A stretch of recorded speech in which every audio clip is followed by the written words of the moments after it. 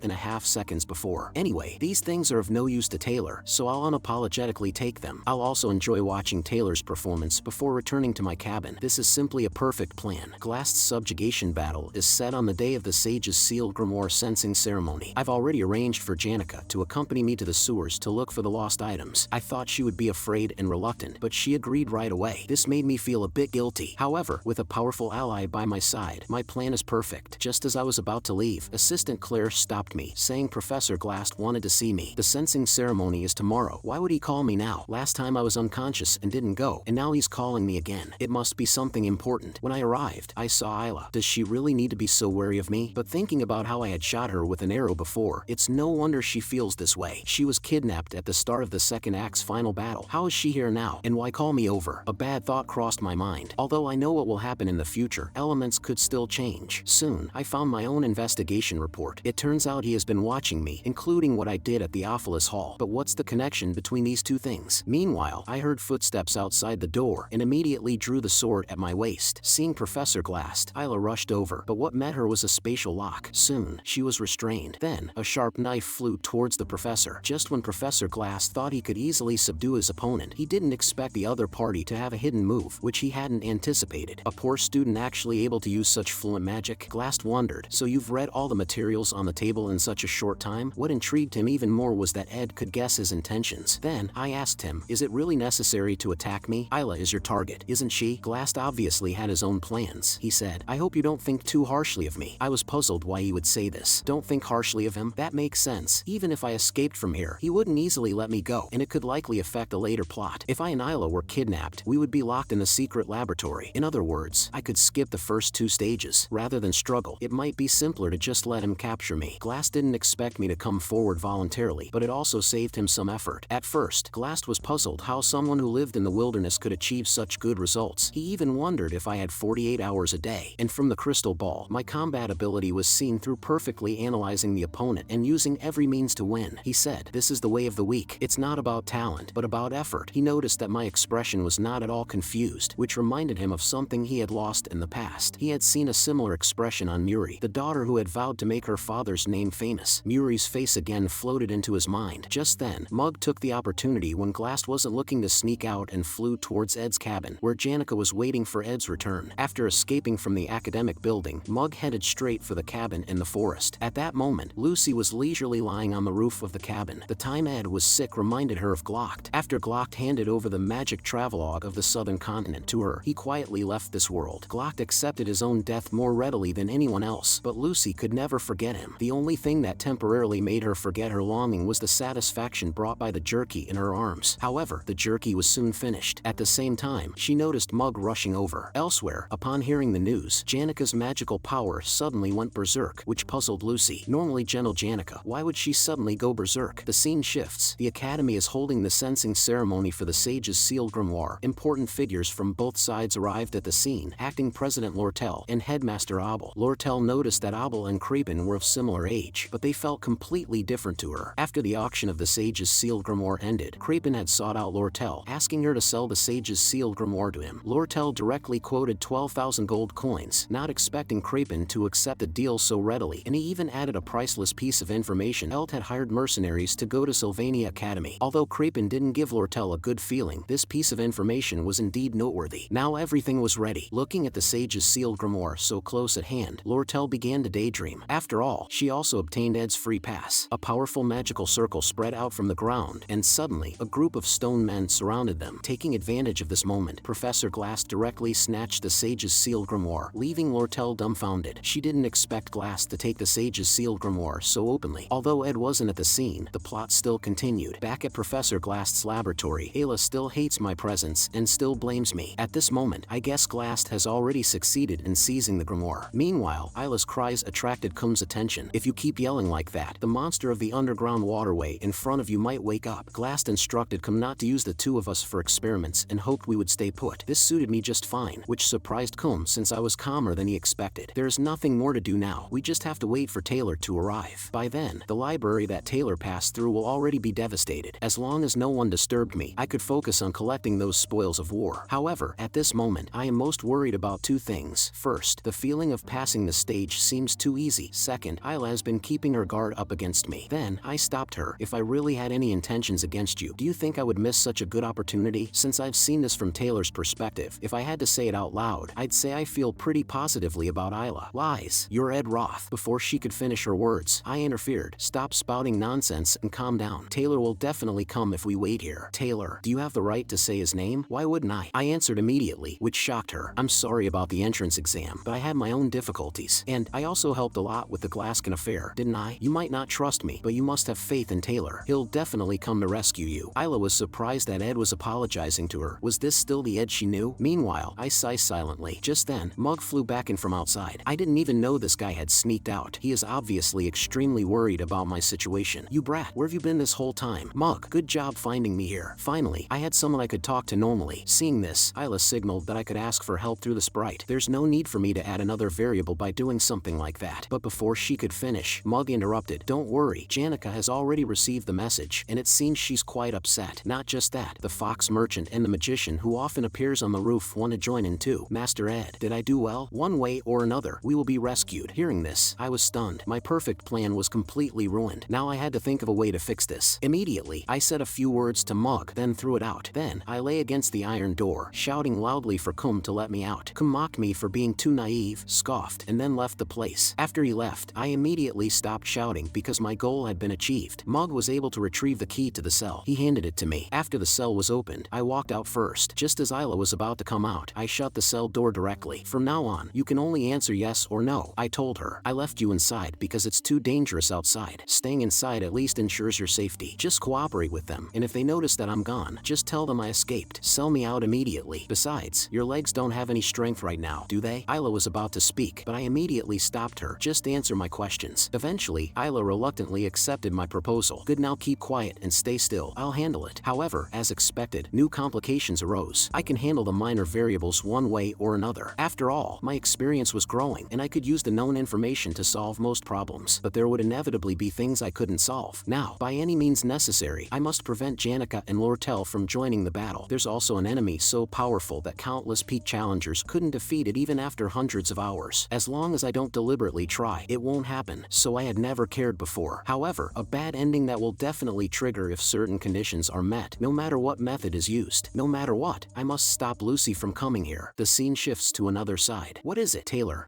dragging his weary body, found Zix because he hadn't caught Glast, who had escaped from the academic building, and so he sought Zix's help. Now he's almost ready to lead his companions to pursue Glast into the sewers. Although I'm familiar with the plot of Act 2, the storyline has now been turned upside down, so it will be a new experience. The Monster Research Center is a bit of a headache to deal with because Kum releases all the monsters, but it's much easier now that's in reverse because the monsters are still confined. It's a relief. Whenever Lucy is involved, Professor Glast is bound to meet a bad end. I need to hurry in preventing it. At this moment, I arrive at the Spirit Library. The problem is the Spirit Library is guarded. The librarian here is the Banshee Reina, and I'm familiar with Reina's patrol pattern, but I can't directly confront her because she gives Taylor valuable experience. In the latter part of the story, there will be enemies that can only be defeated using Taylor's swordsman form. If his abilities aren't properly enhanced, it will be difficult to pass later challenges. Taylor meeting the ones that'll help him learn essential skills is crucial, such as the revived demon of the underground waterway and Reina will give him the most EXP. I just need to stealthily acquire the necessary magic engineering tools. Column C, Thunderclap Generator. Alright, next is the one-way light dimmer. Unfortunately, some items are on higher floors, and I'll have to come back later for them. Just as I was about to leave, the library suddenly shook violently. I clearly remember that there is no such event in the storyline. Following that, the cabinets next to me started falling over, and Reina noticed my presence. Damn it, I was utterly shocked. Half an hour before the earthquake happened, Professor Glast stole the sage's sealed grimoire. If this transaction didn't go smoothly, the reputation of Sylvania Academy would plummet. However, Abel seemed to to have anticipated all this, which is why he used the sage's sealed grimoire to lure Glast into revealing himself, because he discovered that Glast was secretly researching the 3 taboos, one of which is the pursuit of immortality, resurrection from the dead, and time travel. At this moment, Lortel was stunned because she thought Principal Abel had gone mad. It turns out he was Curious, the great legendary sage of Sylvania, whom Glast praised and admired, always said that talented individuals would advance the world, and there was his daughter, Muri, who passed away after recklessly pushed her forward whilst trusting her questionable talents. If Glast completed the aspectual magic that could resurrect the dead, who do you think he would bring back to life? Hearing this, Lortel was speechless. Simultaneously, bad news arrived. Professor Glast was seen fled towards the underground waterway. Isla, a first year, and Ed, a second year, had been kidnapped by Glast. Hearing this, Lortel was deeply shocked. Then, intense vibrations came from outside. Abel, as the most powerful mage at the academy, promised to retrieve the sage's sealed grimoire and stated that Ed and Isla would also be rescued. The wisest choice for me now is to wait here. This familiar sound in the direction of where the tremors are coming from. It's from the entrance to the underground waterway. As Lortel observed the disturbance from a distance, she discovered that Janica was the cause of it all. She couldn't sit still any longer. Seeing the principal being so nonchalant about the grimoire, I will personally retrieve it. Minimize the negotiation personnel and follow me. Lortel Ketchum joins the battle. Meanwhile, in the sewers, the guardian of the first stage is the head of the third-year alchemy department, Dorothy. She has been under Glast's favor since her first year. Although she doesn't know what the professor is currently doing, she believes Glast must have his reasons for taking extreme measures. Thus, she resolved to hold the first stage, but she didn't expect that she would have to face such a formidable entity. Facing the powerful aura of Janica, answer me, where's Ed? Dorothy was scared into fainting in less than 2.5 seconds. Tarkan said it was this way, or maybe not. Whose directions did I follow this time again? Janica was so focused remembering the directions. Just then she also felt that the person in front of her was familiar and soon remembered that this was the head of the alchemy department, Senior Dorothy. Is she like that because of me? I should at least cover her up with this. Just then, a voice interrupted her. At the same time, Lortel was also frightened by Janica's lineup. Besides Lucy, Janica was the most outstanding ace in the academy. If Janica rescued Ed, something bad might happen, and they might even get married. Lortel absolutely would not allow such a thing to happen. Although she usually judges everything calmly, her thinking regresses when it involves Ed. Quickly, she thought of a way to distract Janica. Senior Ed is rescued and currently lying in the academy's infirmary. When will Senior Janica go there? I'm going to be the one to save Ed. First, I'll get rid of Janica. Lortel thought to herself, why are you telling me these things? As soon as I pinned down Ed's location, I ran here. I was just near the entrance, so how did Ed get rescued? I got here first, so who rescued him? And how did they do it without me seeing them? Janica asked, puzzled. Although Janica usually appears silly, she becomes especially sharp when it comes to Ed. Lortel didn't expect her to become so smart. I also asked for Lucy for help at first, but she just yawned and walked away. Janica added. Eye contact confirmed. A major confrontation was imminent. Immediately, they each chose a direction, both wanting to be the first to rescue Ed. And who will be the first to rescue Ed from danger? The scene switches back to the spirit library. After Reina discovered me, the earthquake continues. Then a crack suddenly appeared in the ceiling, and then a beam of light fell on Reina, and she was easily subdued. I wish it was just an earthquake, Ed thought to himself. Lucy sat leisurely above. She said she came to rescue Ed because she was bored. Meanwhile, the principal and vice principal silently watched all of this, but the principal had no intention of intervening. Although it might be a bit dangerous for them, it was also an opportunity for their growth. But do they really need to be pushed this hard? There's no doubt that this is the greatest golden age in the history of Sylvania Academy. Even if you look across the entire history of Sylvania, this generation of students is a rare find. In the past, a single rising star would attract everyone's attention, but now it's a gathering of many talents. The school will face significant challenges ahead, and these talents are just the minimum requirement to overcome them. It turns out that just moments ago, Janica went to find Lucy, but she had no intention of intervening, and Janica had no choice but to leave. What she didn't know is that somehow, Lucy blasted and created a tunnel through the mountain and directly broke through the ceiling of the spirit library, leading to the unbelievable scene we just witnessed. Seeing this, I was stunned. What shouldn't have happened.